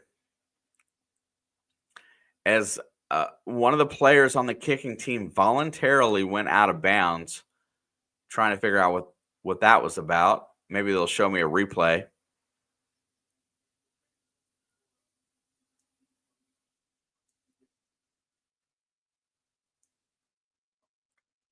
This drive's real important for Cincinnati. If they can keep them down one more drive today, that really gets them into a position that they need to be in. If they was able to score there, that would have gave them the same kind of vibe.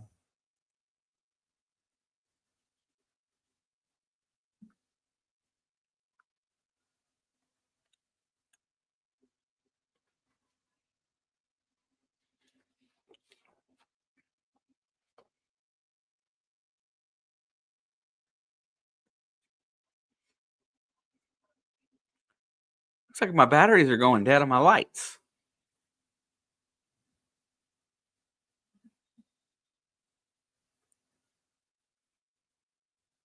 All right, Rico, ready to punt. 4th down and 9. Gets it away clean. And this time we'll be caught at the 18. He's going to break a tackle and get out of bounds.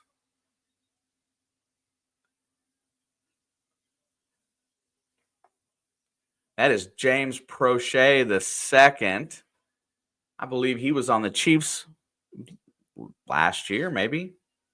We'll flip back over here and see what we got going on. Indy's added another touchdown, 31-7. Philadelphia still holds the lead at halftime, 21-7. Everybody else still at halftime. Baltimore guy, that's it. Had it in my head that he was a Chief. It seems like every wide receiver's been that has kind of been on the outs has been a Chief.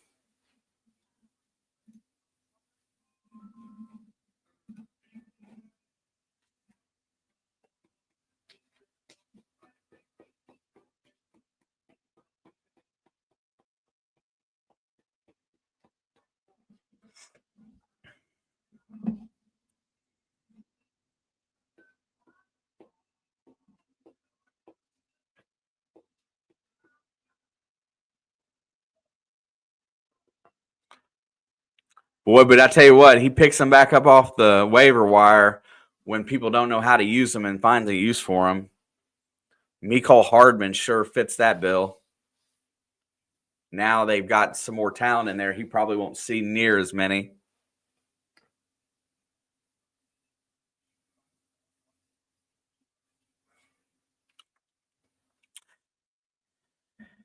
They sure tried to strike. They sure tried to hit lightning in a bottle with Worthy, but I don't think Rashee Rice is that same kind. I look at him a little differently, but I think Worthy and Tyreek look a lot alike coming out of college.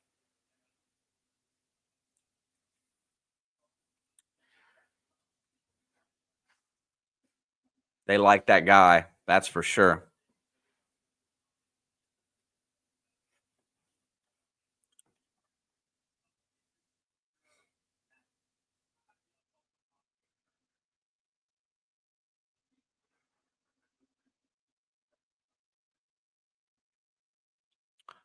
Also, just everybody keep in mind that following the game sometime before the night game tonight, probably during the 4 o'clock game today, we will be doing a vertical live, a little bit of a Q&A talking about playoff scenarios after the early games today. Want to thank the Super Chat donator as I set a goal for the stream and met it, and therefore we have this coming tonight. There's the handoff, trying to find the same fire as they did in the first half with a quick handoff. Looks like that was to, can't get his name out of my mouth at the moment. My gosh. Anyway, they tried to use the same play they did in the first half, and it did not work. As this time they were ready for that run. If you do not crowd the line today, that is a mistake against this Browns team. Back to pass, looking down the field, got his check down. That's going to be caught. And Njoku, 3-yard gain.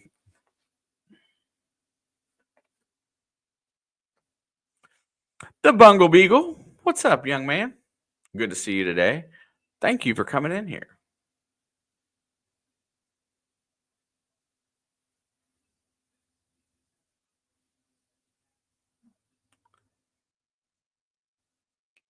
The Bungle Beagle has his own channel. Very well-spoken young man. I'm sure we'll get better as time goes on. 3rd down and 6. Bengals are looking to get off the field. Here comes pressure.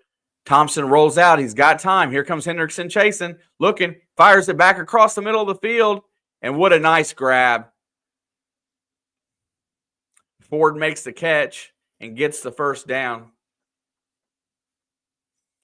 Joe and Chase are carrying your fantasy team. Right on, bro. I got to get through my semifinal. I need a big day from Josh Allen today. Just these next 2 weeks. Good defense there. The linebacker on Ford as he threw it up and let Ford make a play on that ball. And that's who I was getting at earlier, Jerome Ford. They're going to go play action. He's going to bootleg it, and he throws it down to Njoku, and that is going to be an 8-yard gain. Pratt makes the tackle, and Cleveland is getting a little bit of rhythm going here. Not too fond of that.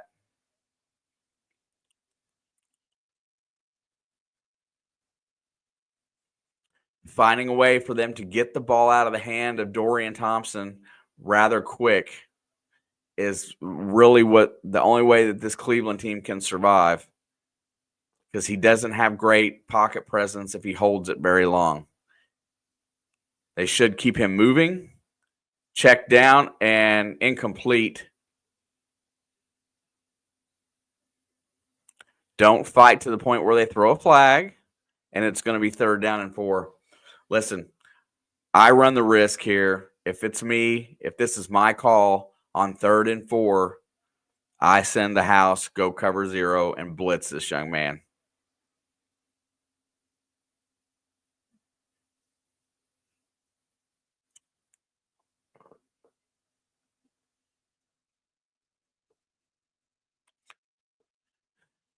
All right, 3rd and 4. They do not blitz. Thompson tries to escape. He's going to run for it, and he's going to be knocked out of bounds, and he's going to get the 1st down. They should have sent the house.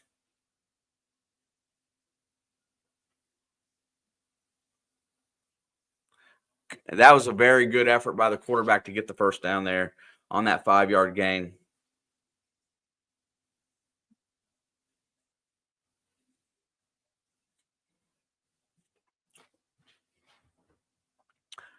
I don't like him getting rhythm. I just don't like it.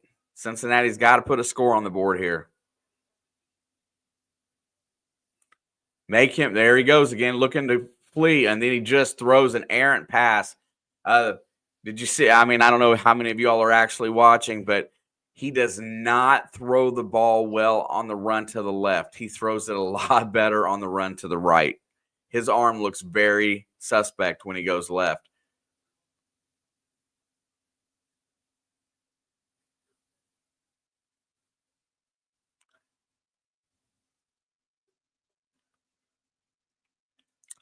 Yeah, I wish Drew Lock could find Malik Neighbors a little bit today. That would really make my life a little bit better.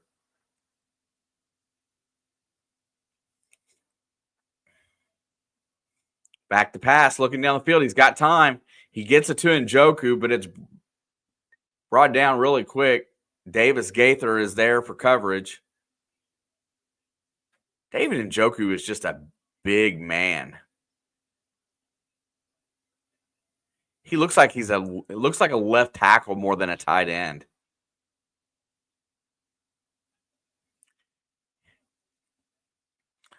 I would definitely, if it was me, I would be forcing him to throw 20-yard passes. Cincinnati needs a stop here. 3rd and 4, blitz it. You know, they only send 3. They're dropping back into coverage.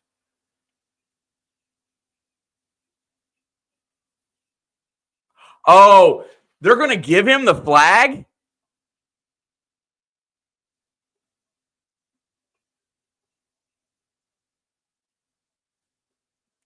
That flag came so late.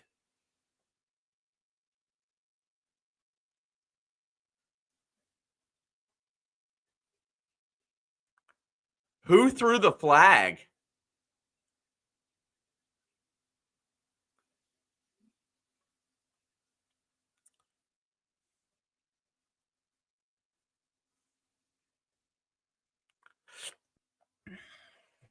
Jesus. Well, no love. Here we go. This is the best drive of the game. Here comes the blitz, and they get it to Njoku, and that's another 1st down. He's going to continue. He's going all the way down to the 5.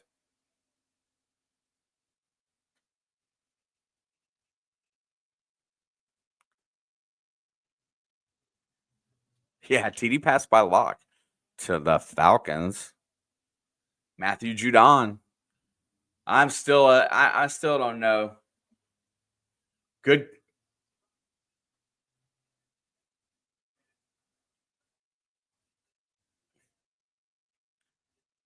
I'm okay with that play to Njoku as DTR made a play.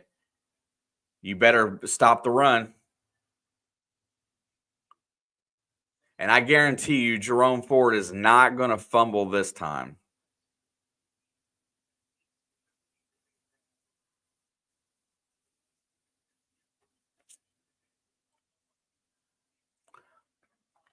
Second down and goal. There's the handoff. That's a touchdown by Ford.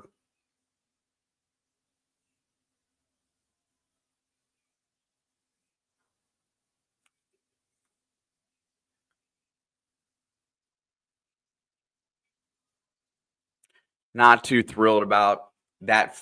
You know what? It's not that that wasn't a penalty. It's that they didn't throw the flag until well after the play was over. To me, that in my brain, so my brain says that nobody saw that, nobody called the flag, somebody screamed, "Hey, throw your flag." And the kick is up and it is no good. Extra point is wide right, and it keeps it at an 11-point game. Opinion on the 12-team playoff format. Personally, I like it. I think the first round should be bowl games on neutral sites. That's my only take. I listened, as you know, Beagle. I'm a avid Indiana Hoosier fan, and dude, I know that my team was not equipped with the highest talent of players in that field. Absolutely. But to make them go to Notre Dame and play a game on their home field, it felt like a decided disadvantage for teams at the bottom of that 12. So you make it into the playoff, but then you get put at more of a disadvantage than you already are at. I think they should be neutral sites. I think they should be neutral sites that are comparable, like they use the New Year's Day bowl games for the next round. They could have picked some places like Detroit and played them in their Indianapolis, just really good big stadiums.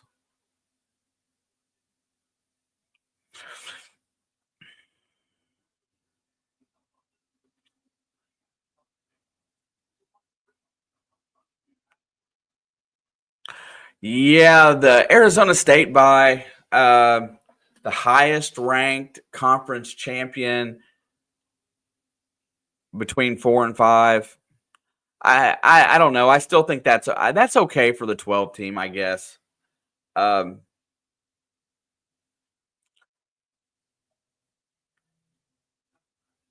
Maybe the only other thing is that make it a true tournament and make it 16 teams and just start on neutral fields. I mean, I think it should all be on neutral fields. I don't think you should have a home game in the NCAA tournament like they do for the women's basketball. I don't like that. I think it should all be on neutral fields. Yeah, I think that's the only thing I don't like.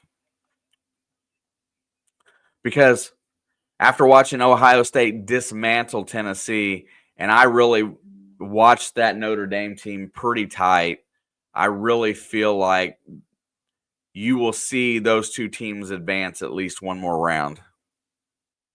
I think Notre Dame will beat Georgia, and I think Ohio State will come back and beat Oregon. I got that feeling.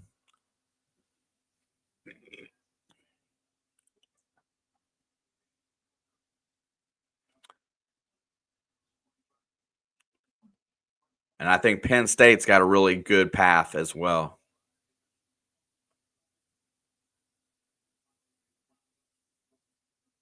Seems like that works out every year, doesn't it, Dave? I agree with that. All right, it's a short kick. Here comes Burton from the 18. He gets out to the 20, breaks the tackle there, is trying to get the edge, and gets all the way out to the 28. He is, like I said, he is like one or two. He's like a block and a step from being gone. The Jets and the Rams go to the fourth quarter. Rams are down by 3. Jets defense is playing very formidable today. Rodgers is having a nice game.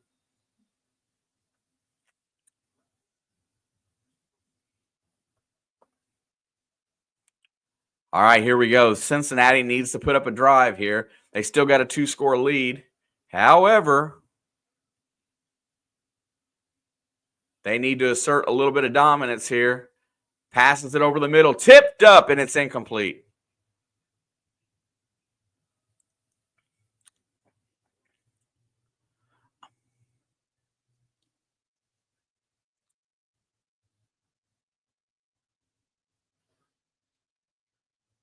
Sam Laporta, touchdown, Lions. Jonathan Taylor's almost got 200 yards rushing today.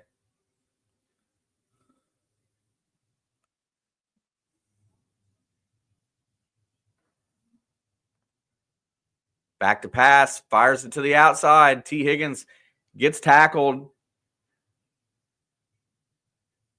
And T is grabbing his ankle.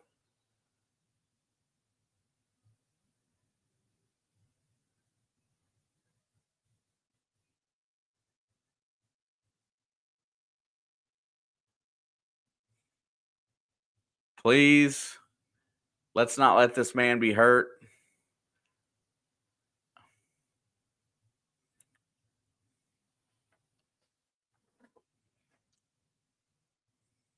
And they're going to take a timeout. 5:28 to go in the third quarter.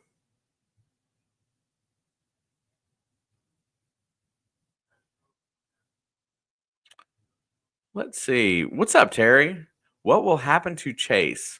I picked him to score a touchdown. Which Chase do you got, sir? Do you got Jamar or do you got Chase Brown? Sometimes I get confused because the word Chase comes out of my mouth a lot.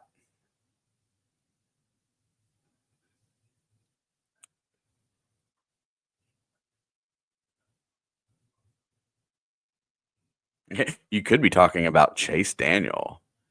Jamar Chase is he would be my next target. I mean, honestly.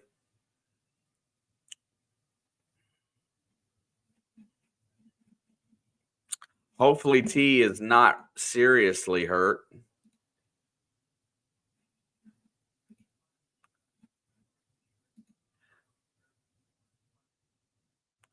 It's at the bottom, Beagle. I'm running the scoreboard from ESPN. It's right at the bottom of the screen.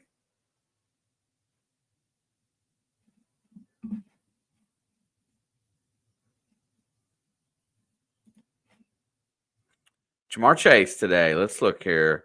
4 receptions, 50 yards. Looks like he's due for a touchdown. Looks like he's due for about 50 more yards, too.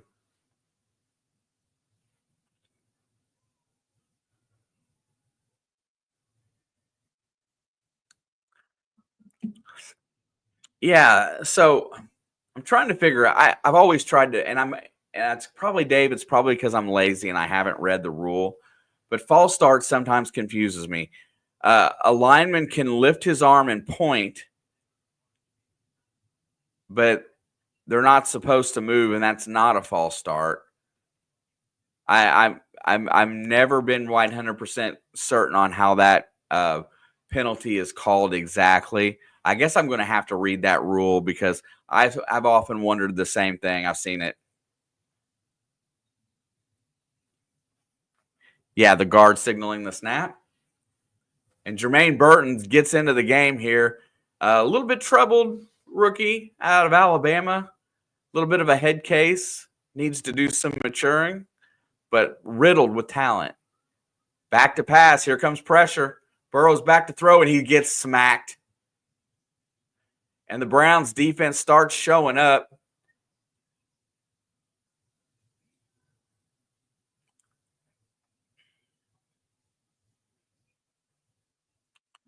And the Bengals get a little bit of their own medicine as they bring a safety blitz in.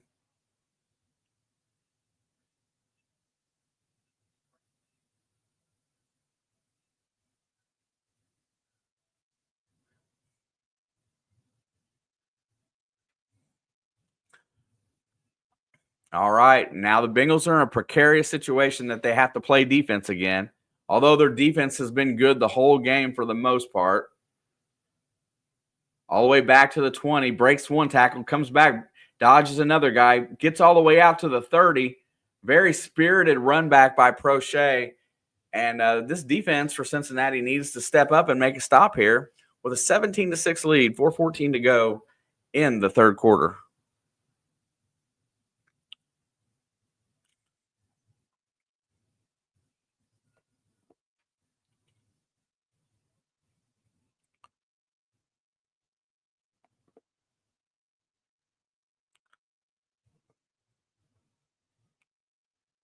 I had this thing at 24-10 was my pick for the score, so I'm not doing too bad, but it just feels a little tighter than that right now.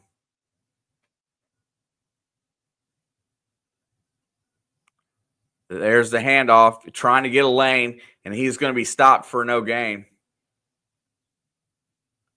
Bengals defense is trying to get a little bit fired up. Joseph Osai and Battle come out for the tackle. We're going to see a Jared Goff crazy looking play. Throws another tutty to Sam Laporta. Nice play.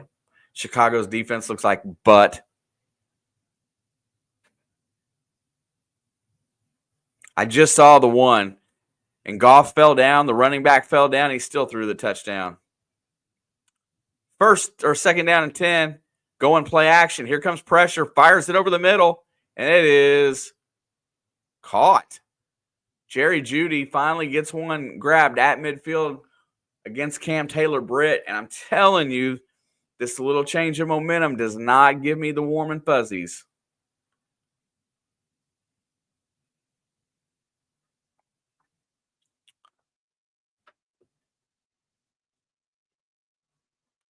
Arizona's down 6. They've got the ball. Kyler Murray, 12 for 16, 136 and a TD. Jared Goff is the most uncoordinated big guy, but yet he's got a cannon. Back to pass. Thompson rolls out, checks it down early. He should have held that ball just a little bit longer, but he wanted to get it out, and Njoku's only going to get a couple-yard gain. Nice defense by the Bengals.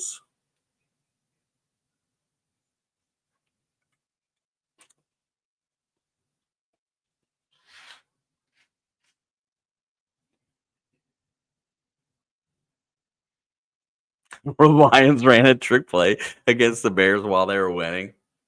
You go, Dan Campbell. Rams tied it up in New York. Fourth quarter game, tied at 9. Checks it down. It's tipped up, incomplete. If you throw a penalty flag, I'm going to be – oh, my God. What the – that is not a penalty. Oh, my – oh, that might have been. Joseph Osai gets called roughing the passer. Last time he had that called on him, it cost him a game in the AFC Championship. Oh, my God, that's not even a penalty. That's just where he was pushed into his momentum. I'm telling you, these officials. Jeudy was crying for a flag as he was going down. That was pretty tight.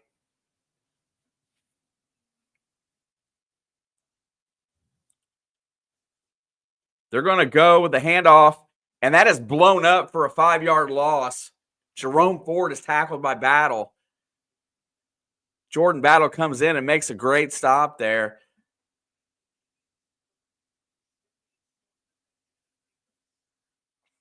This secondary has been beat to a pulp this year in Cincinnati.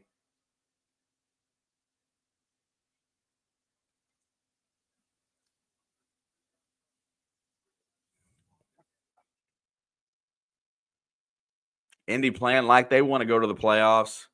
Need them to lose a game. Back to pass, looking. Here comes pressure. And he's going to scramble and get out. And he's going to get the first down and step out of bounds.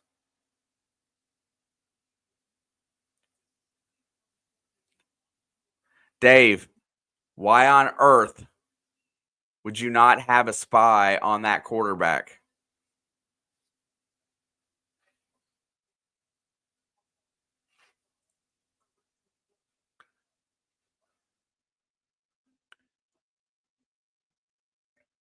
Yes.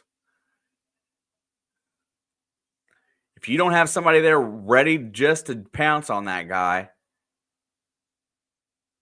there's the running play by Ford. He's going to get barrels for 7. Good run by Jerome Ford.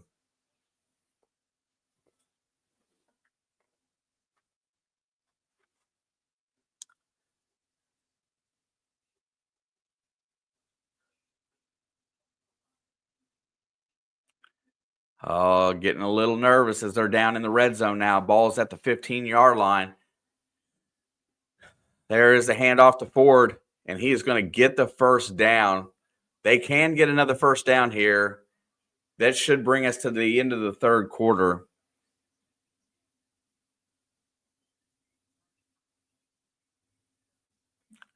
This is what it's like in the AFC North, though. Arizona cuts the lead with a field goal, 23-20. There's still 3:49 to go in the third quarter there.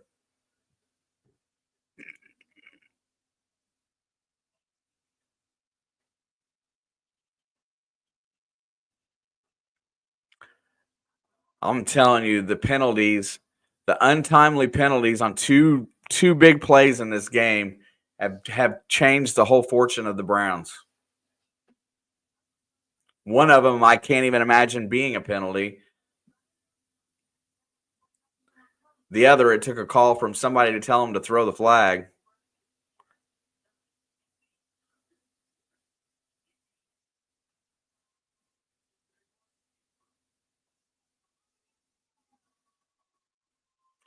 Yeah, Dave. If Dorian Thompson can beat you with his arm, then you tip your cap and go on. But if you let him beat you with his legs and continue drives and stay in rhythm, that's unacceptable. Isn't that the whole idea of what you do to a one-dimensional quarterback? You take away his best ability and make him beat you with the other.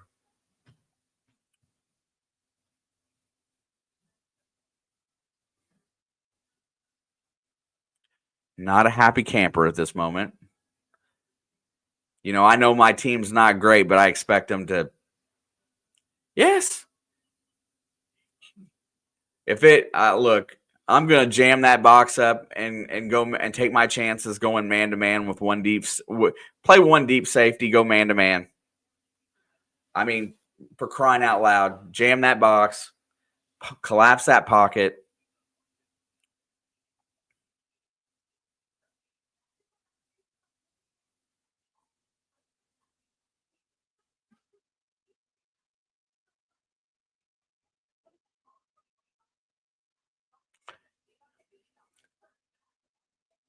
That's why that's why guys like Josh Allen are so good, because Josh Allen has the arm and the field awareness to beat you with his arm, but he also can beat you with his legs if he doesn't have anything open.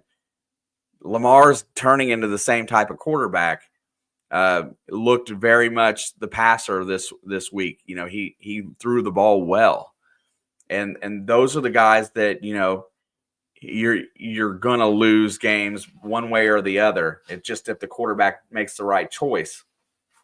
But some guys can't beat you both ways, and you gotta focus on that. There goes DTR. He's gonna run it. Nobody's on him. He's gonna run it in for a touchdown. Exactly what I just said. That better be offensive flip and holding.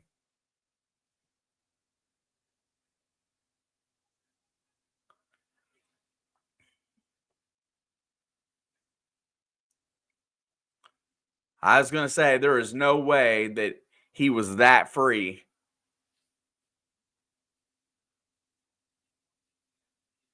Right there.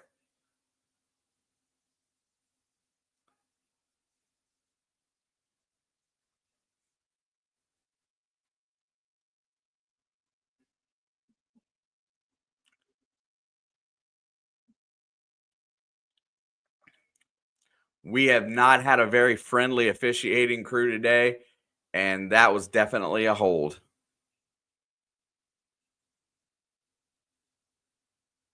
Here we go. Here comes pressure. Oh, tipped pass. See, there's another one, Dave. Look at this. You line up as though you're bringing pressure. Whether you bring it or not, it makes him nervous in the pocket, and he wants to throw it quickly. He threw it to Jerry Jeudy, but didn't make a great throw. He threw it a little hot and a little high. Crowd the box. 2nd and 13. Crowd the box. If you send 3 down linemen up there and back off into zone, I'm going to be ticked. Tyler Higbee got an 11-yard touchdown. The Rams lead in New York They get it out to Ford on the edge.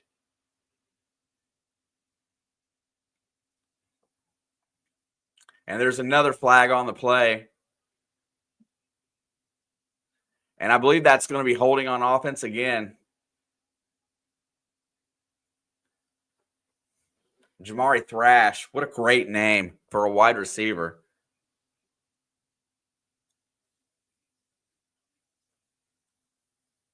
Let's see. Okay. Nah, that one's jank. I guess that's where they're calling it, right? I see where they're calling it from the backside, not the front.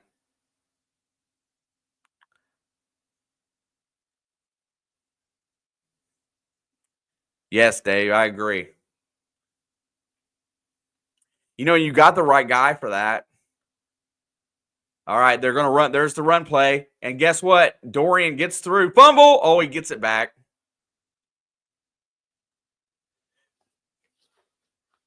I don't know why they're giving him so much respect in his passing game.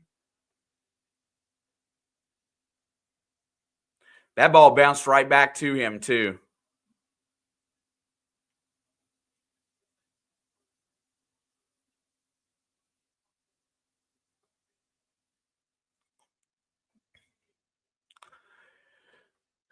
You better, you know what? I'll take a touchdown if they get it, but you better blitz.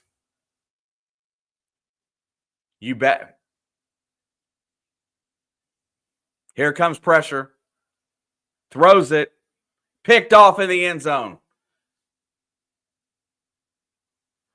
See, that's what you do. You make him go over the top, and it cost him.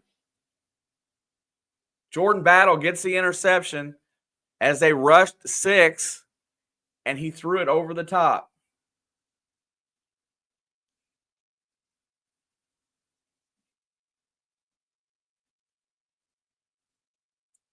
Jesus Christ. Why do they got to make it so effing dramatic?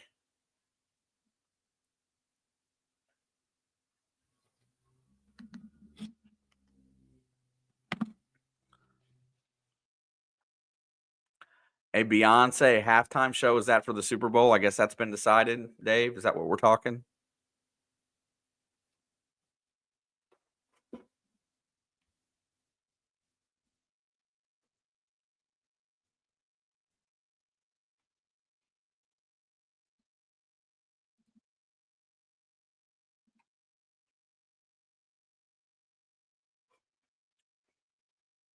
Oh, on Christmas?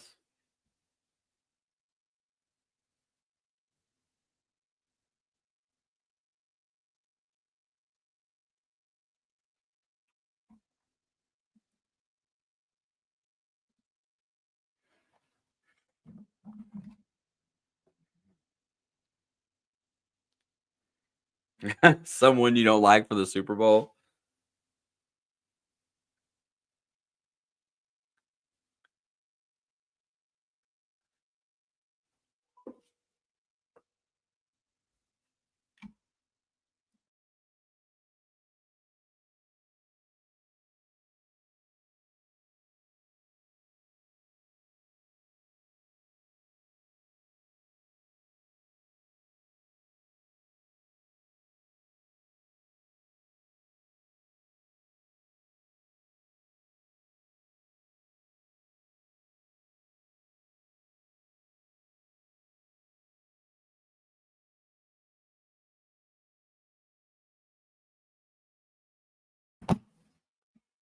Okie dokie. Is it really Kendrick Lamar? Ugh. Let's see. What would my halftime show be? Watch this. My halftime show would be I don't know, just thinking of one that I would think would be kind of amusing. How about Aerosmith, Run DMC, and the Beastie Boys? Doesn't that sound like a good halftime show? First and 10, ball's at the 20.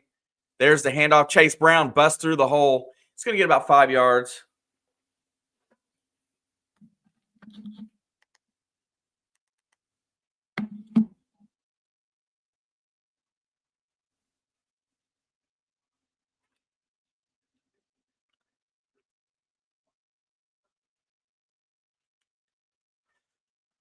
That's just the deal right there. If you can pressure that kid, he's not going to beat you, especially when he's there to throw the ball.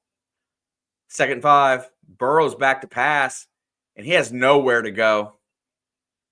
I don't understand. You get 5 yards on 1st down. Why not run it again on 2nd down and then throw on 3rd down with the lead? Now you're 3rd and 10. You lose 5. I need a job in the NFL. Somebody give me an effing job in the NFL.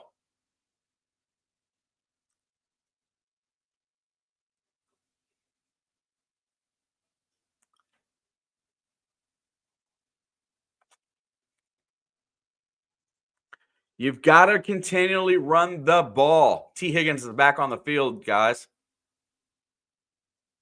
Fires it. That's complete to Mike Gesicki.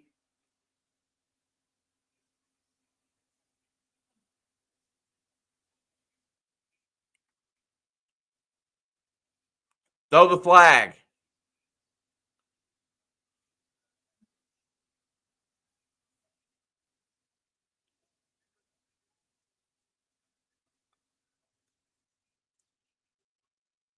Fourth down and 1. Oh my God. This is the one thing that I don't agree with.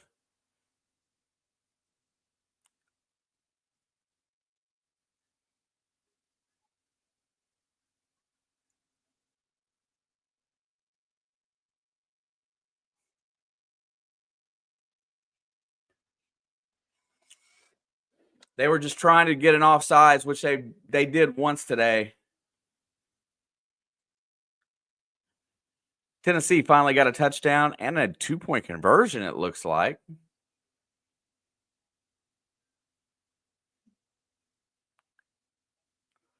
So they still get a 3 and out.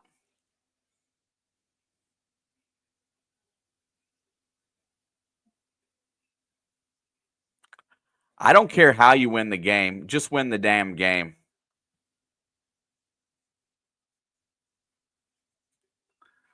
I would much rather you win decisively.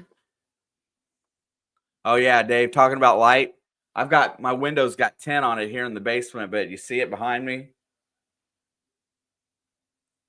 It's coming through. There's the punt by Rinko. And he's been a really good asset this year as he booms it all the way back to the 15-yard line. Fair caught at the 14.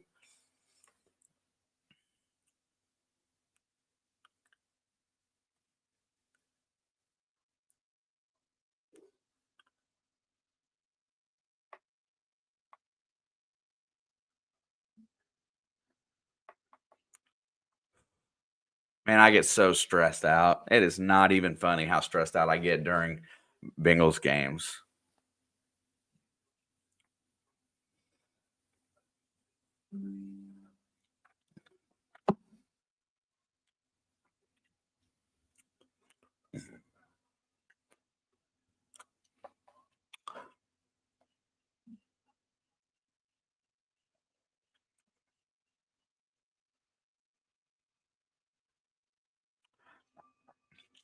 Oh my gosh, it stresses me out.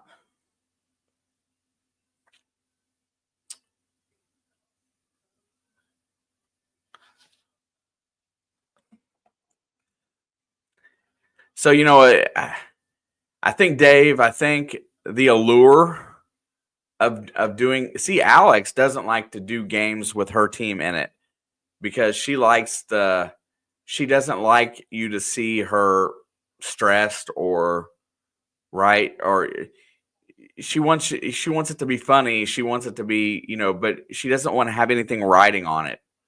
She doesn't want things to make her mad.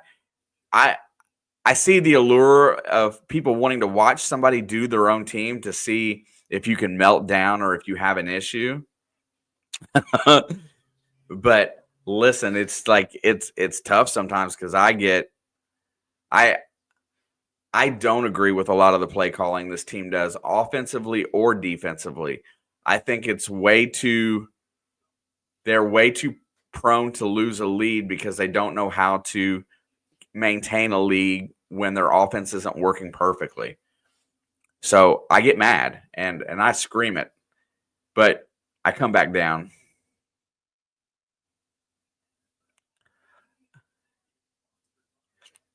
Yeah, I love Brandon Perna, and I really admire his channel. I do kind of wish that that we could grow in that manner. Obviously we're not going to grow like that, but it's cool. I aspire for stuff like that.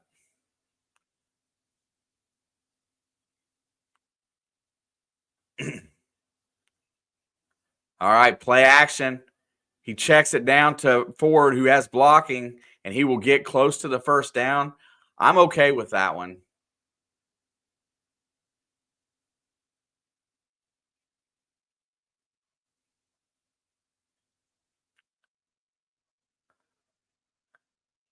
The two big errors of the day so far for the Browns: fumble on the 1 yard line. Well, that they should be a lot closer than they are. That's for sure. They played good enough today. All right, there's going to be the handoff, and I'm okay with that play.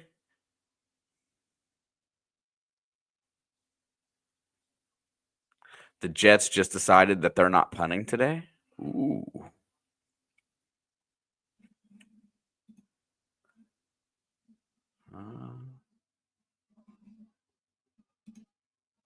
Gonna flip over and look at something here. Jesus. Back to pass, looking. Here he goes. He checks it down to Njoku, first down. And I'm more than okay like this because they're a burning clock.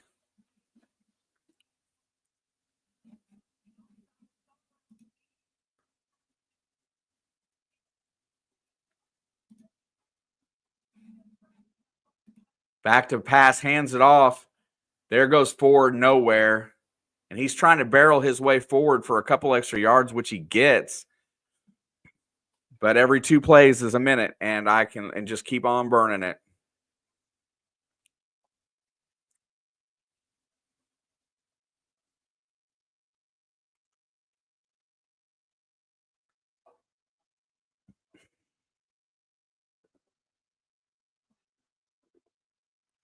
Kevin Stefanski is an ideal coach, though, by the way.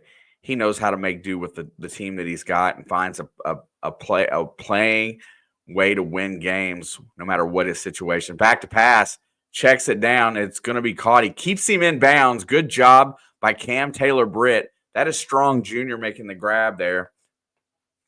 Wouldn't have mattered if he'd went out of bounds anyway.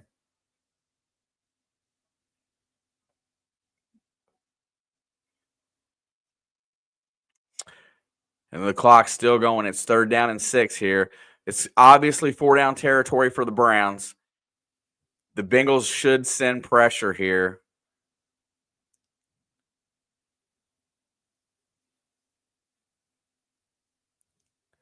Cleveland's defense has played admirable today. Back to pass. Here comes pressure. And Thompson rolls out. He's going to try to escape. He has to throw it, and it is tipped up, and it is picked off. Geno Stone with another interception. And they do the thing. They keep him to where he cannot escape. They make him throw the ball, and that is, there you go. That's all you need to do against this guy to beat him.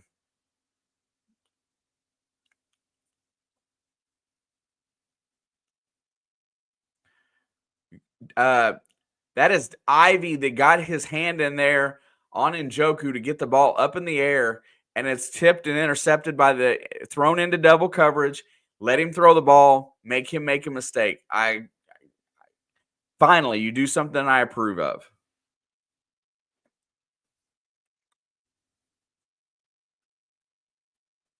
Yeah, those two guys are going to be the standard going forward because you're coming. Look, Belichick's in college. Andy Reid is one contract from being done. If he wins another Super Bowl, he may just retire for good merit. So those guys are kind of working them way out, and then this group of young coaches that's kind of right now. But you got they rooted They rooted the old boy out in Seattle last year.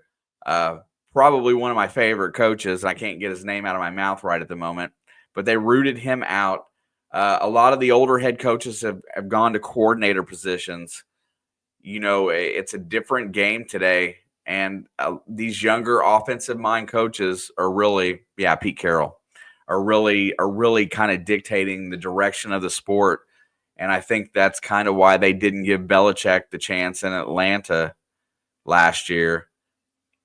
And they didn't take him in Dallas because, but like it or not, think he's a bad coach or not, McCarthy's eventually going to get rooted out of Dallas no matter what the situation, just because, of fan outcry.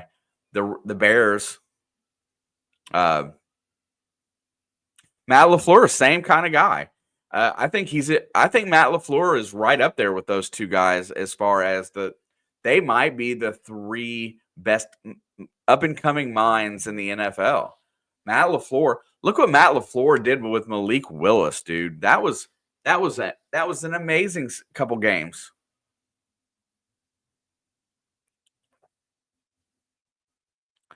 I love Mike McCarthy. I think he does a really pretty decent job. There's just a lot of outside interference goes on around Dallas, and it's going to take a special kind of guy to deal with that.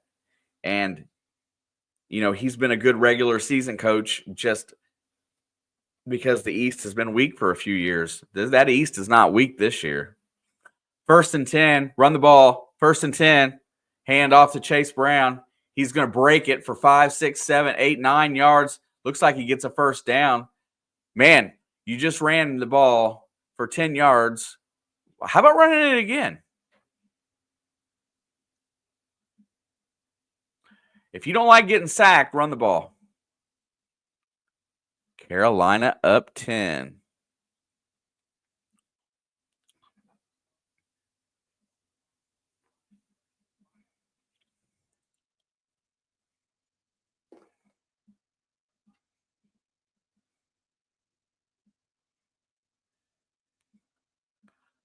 There's the handoff. Brown gets the first down, which is even better than before because he gets to run an extra play. Now they got 4 downs. Now watch this, Dave. They're going to run the ball. They're going to run it again. And then they're going to run it again. If they decide to throw the ball here, I'm just going to be upset.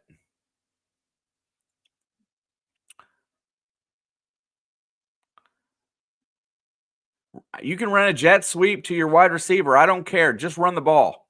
Nope, here we go. We're going to throw for the end zone here. And what a nice grab by Yoshibas. And I do not understand. I don't understand. I'll take it, but I still don't understand.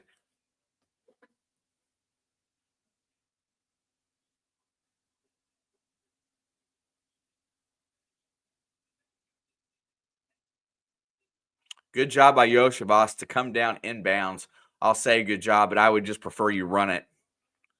Now we're going to throw it again.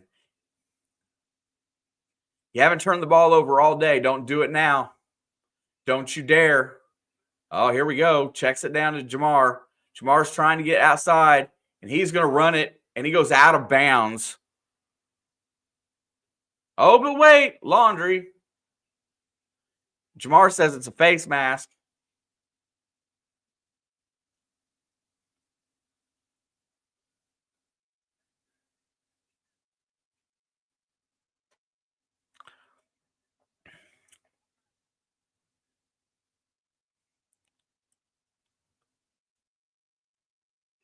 I agree, Dave.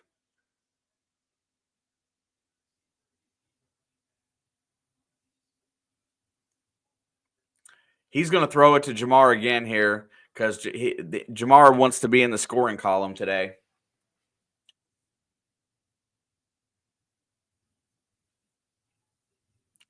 First down and 10. Ball's at the 4.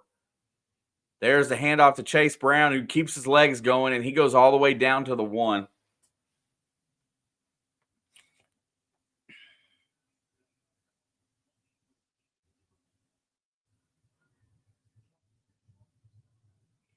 Yes. Oh, I saw that. Dave and Christian Watson, you don't want him taking extra hits because I'm sorry, I love him. He's a great receiver, but he's fragile. And they finally got the hamstring thing worked out with him, but oh my God, keep him as close to 100% as possible. Chase Brown is not going to get in. Good stop by the defense there on 2nd and goal.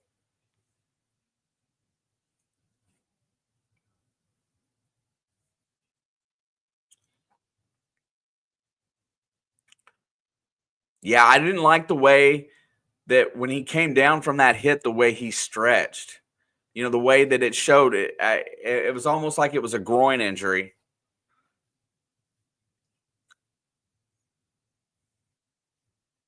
He's so dynamic in the open field that. Oh no! See, there's that one turnover I was scared to death of because you got to throw the ball.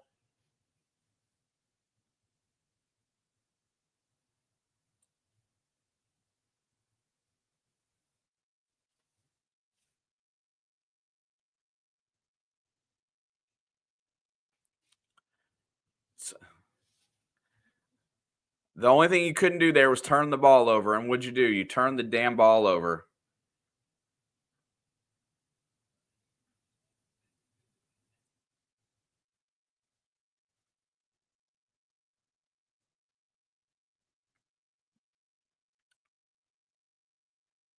So you got that set up, but you don't got max protect on that play. So what do you think's going to happen? You got a guy comes off the edge clean. I know it's not really probably going to affect the outcome. Back to pass. He's going to check it down to Ford, keep him in bounds. Good job, Mike Hilton. Washington scores.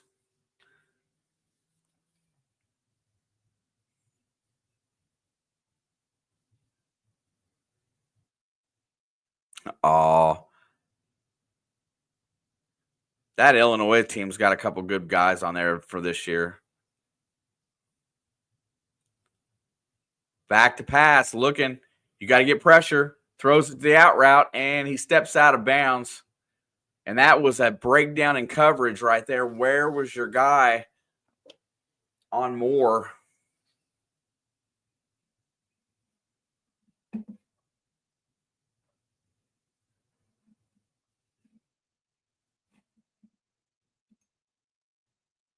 Sounds like that's a Cam Taylor-Britt error. 3:48.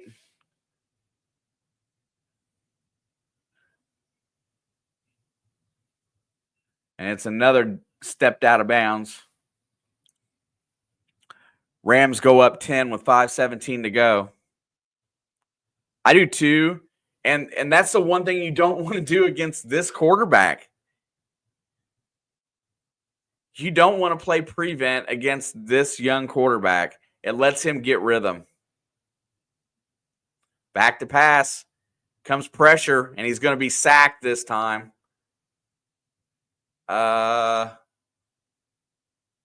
Chris Jenkins, I think that's his 2nd sack of the day. Michigan.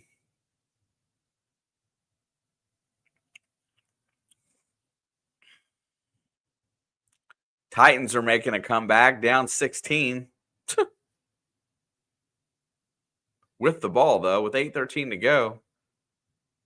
Back to pass. Here comes pressure. Again, he gets up in the middle. Hendrickson misses. He breaks away from another, throws it deep downfield. There is nobody there.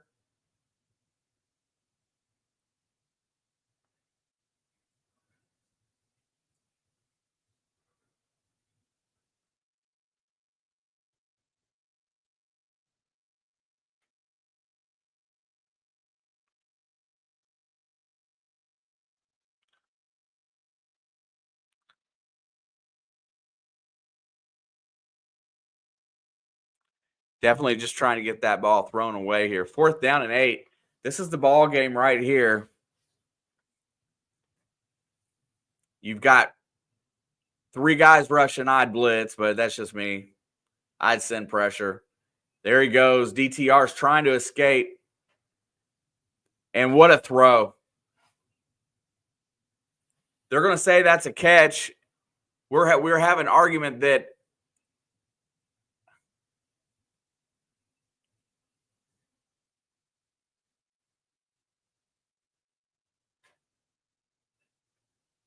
wait a second, let's look again. That's a catch. I'm okay. Battle hits Njoku. The clock continues to run. You know, I can live with that. Dorian Thompson-Robinson, that was the kind of play he's there to make, and he did make it, so.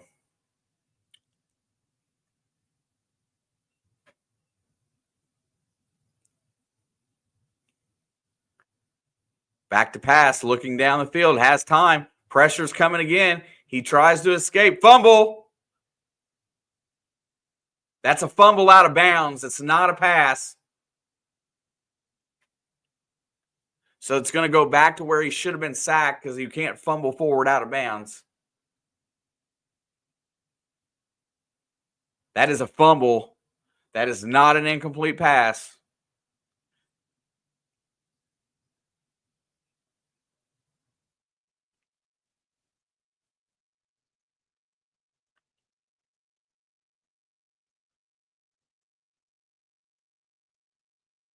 That's not a pass. That isn't even a pass. How are you going to call that on him?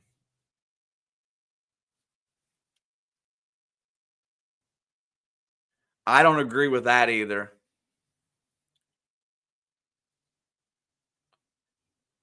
That should have been a fumble.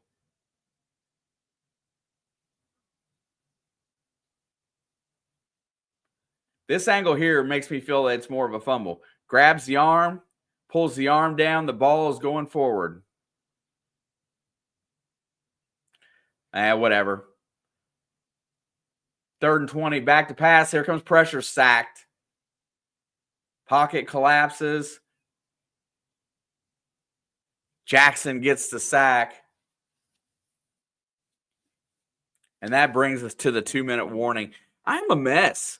I'm a flipping mess over this game because this is the game that I knew that we were not going to be able to score in. And we've done some dumb stuff. But they finally started keeping that quarterback in the pocket. Good for them. Make him have to escape. And oh God. Anthony, nom. Let them boys eat.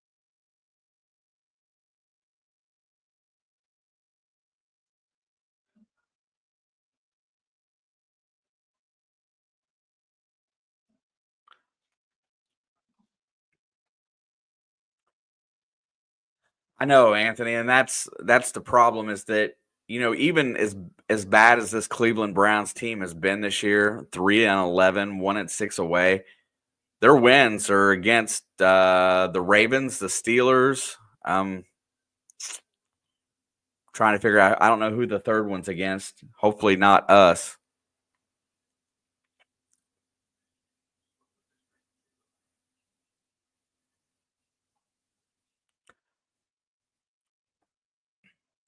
It's, you know, this Bengals should be long since out of playoff contention, and everybody just screwing up along the way to give them an opportunity to get in. If they make it in, they can be very, very dangerous against a team like Buffalo, Kansas City, for sure.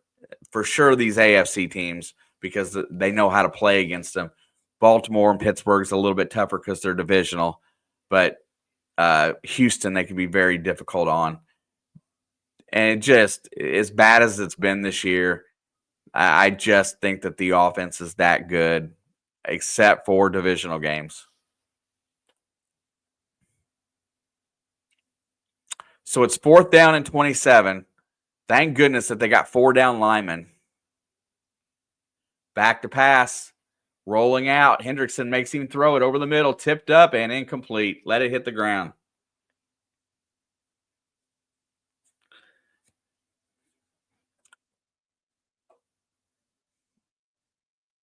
Yes. That's the way the AFC North is, Anthony. It's been my whole life. See, there's a lot of Bengals fans out there today that want to say that the rivalries for Cincinnati is like they're just showing all the misfortune that they've had happen this year. But I can, that one wasn't his fault. And the overtime crap. I mean, it's just they've had a lot of bad bounces this year. 1st and 10, they're going to run the ball. But, when I was growing up, there was some really bad Bengals teams. And anybody that says that their rivalry games are the Chiefs or the Bills or something like that, those people are absolutely ignorant. Your rivalry game is the new Browns, the old Browns, and anytime you play Pittsburgh, that's your rivalries. If you think you got rivalries beyond that, you're arrogant, and you weren't here for the last 40 years.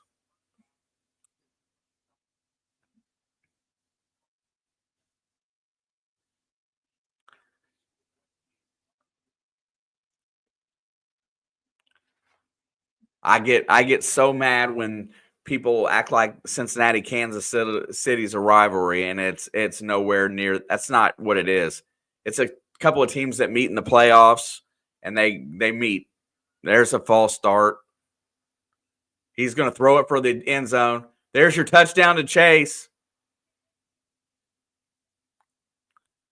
And then why do that? You got a minute 44 left in the game, and you're throwing a 40-yard touchdown pass to Jamar Chase. I know somebody in the chat needed that earlier.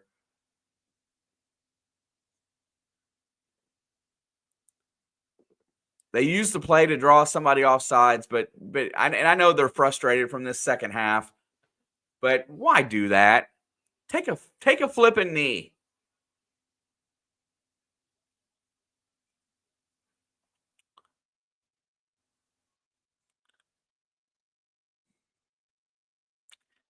And I'm sorry, it's not getting called back. And that just probably killed me in my fantasy match. I'm not going to lie right there. Because I'm going against Jamar Chase. Extra point is up, and it is straight, and it is good. 24-7. They wanted to feel good about this game leaving. Well, I guess they do. Oh, and it was just consecutive games with 3 passing TDs. Sports Cat, I have not decided. My mom, a sweet lady, used to curse Franco Harris out every game. Bro, that was my stepdad as a child, screaming at Franco Harris. Sports Cat, I may or may not be here tonight. I will be definitely doing a short live stream. Alex is working. She's on a Christmas schedule this week, so I'm either streaming football tonight or I'm streaming video games. So it's going to be one or the other. But I will be on for a playoff update, vertical live stream here in a little while. I'd appreciate if you guys would stop by and smash the like.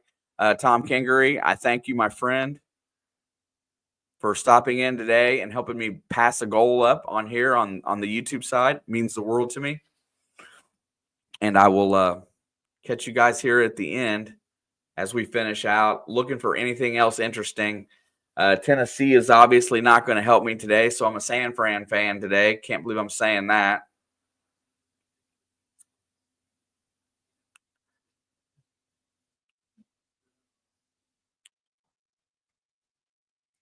Cincinnati's going to kick it off.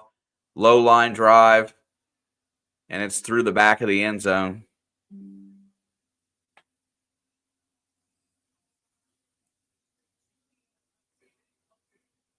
Did my lights go out today? I guess my batteries died. Oh, they're still barely lit. I gotta get another battery. I guess I'm gonna be forced to wear the beanie for a while. At least until one more game.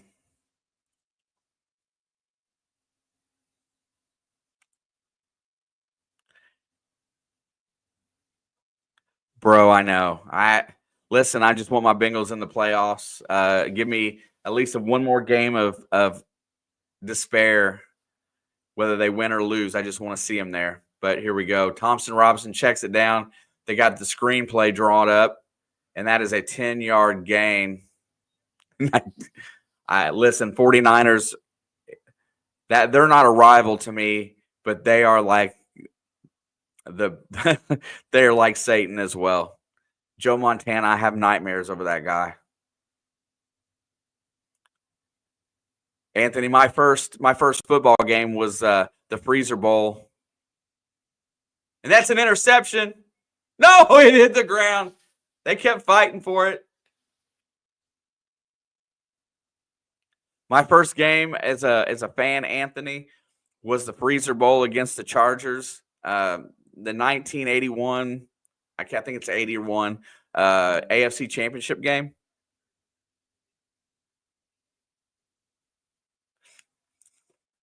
I saw about 10 minutes of that game out from under a blanket. It was that cold. The wind chill was negative 29 where we were at, and the air temperature was frigid. I was a little kid. That was my first game.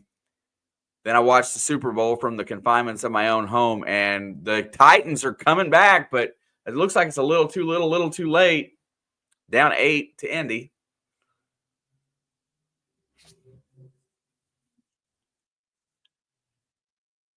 That is not okay. DTR is forced to dump it off incomplete at the old Riverfront Stadium. Yes, sir. We sat in the if you look at the old seating charts, we sat in the yellow boxes that were intended to have glass windows in them, but not all of them did. And that's where we sat. And it was like a 40. My memory is kind of off. It's been so long.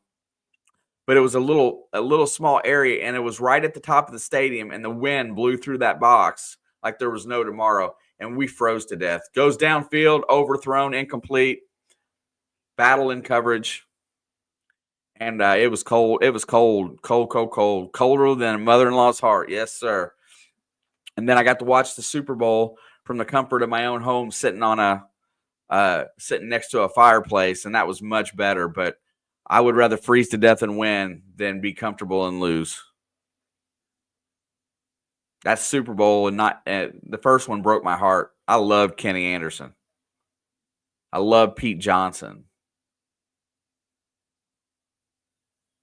Hendrickson, he escapes twice, 3 times, and finally goes down.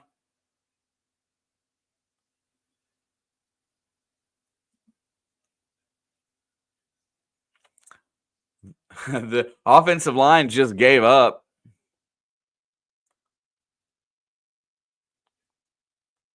Fourth down.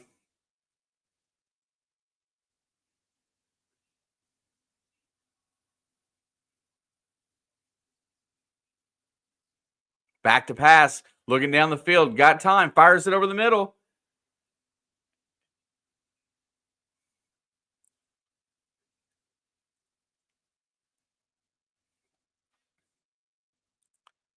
Man, if them Titans get an opportunity, that would be amazing.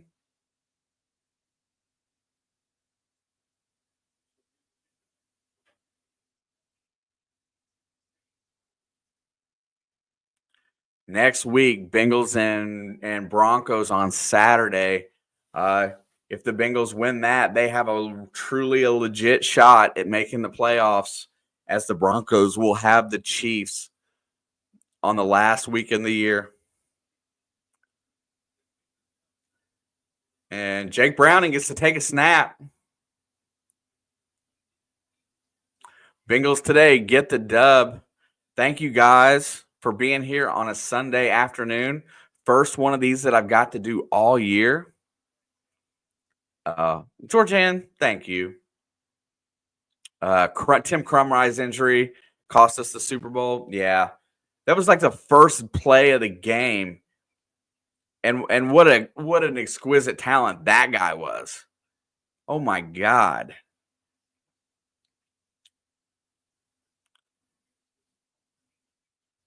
Georgianne, I thank you for being here. Tom, I thank you for being here. Hey, if you guys get the opportunity, I'm going to set it up as soon as I close down. Sometime between 4 and 5, I'm going to do a short vertical stream, get my stuff prepared. Thank you, Tom, and we will talk. I'm working on the jewels or the gifts challenge from YouTube, and I have to do vertical streams for that. Also setting goals on streams and doing stuff. So if you guys see me pop up, stop in and keep me company for 15 or 20 minutes while we talk some football. Dave says Washington just took the lead. Wow.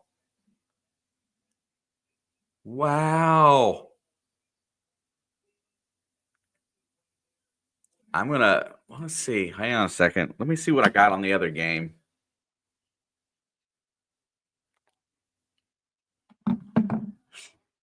I don't have that game. I got the Lions. Caleb Williams is walking around hanging his head.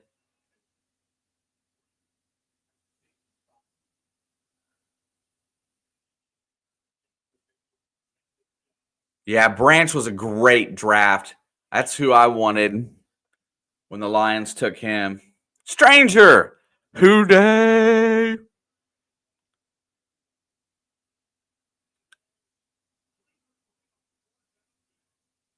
That's one more play by this one. We'll close it up. Here comes the blitz. Williams throws it.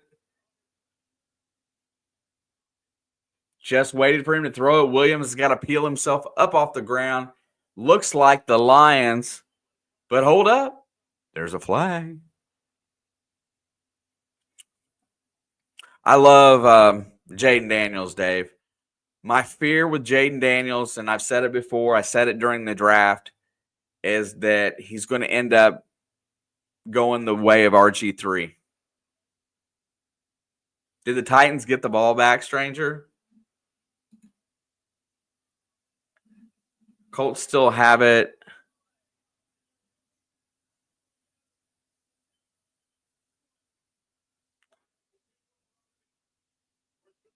All right, that's going to be the end of this game.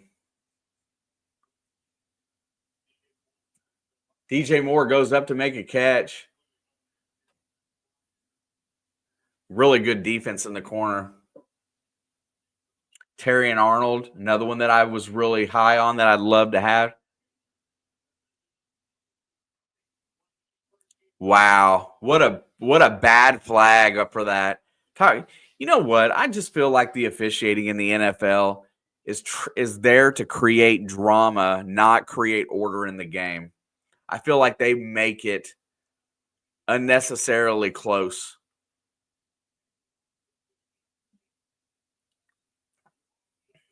All right, you guys.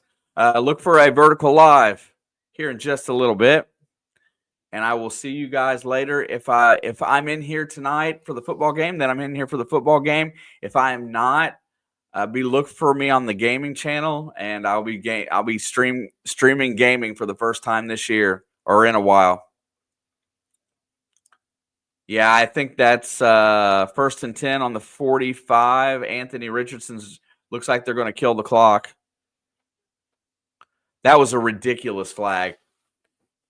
That chick threw it from the sidelines, I believe, the line judge, and she's been very bad at times.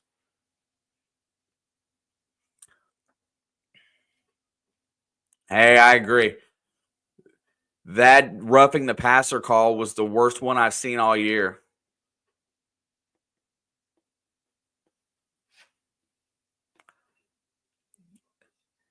Yeah, that scared of missing a call is one thing, but it's just everything is so scrutinized, and guess what? You're gonna miss calls. You just got to do your job the best that you can do it. And that's what the end of the day is. All right, everybody. Much love. I'm gonna get some shark action to lead us out of here today. I know John loves the Sharks. You guys have been awesome. Anthony, Ringo, Stranger, Dave, Georgianne, you guys are amazing. Tom, thank you so much. I'll see you guys here after a while.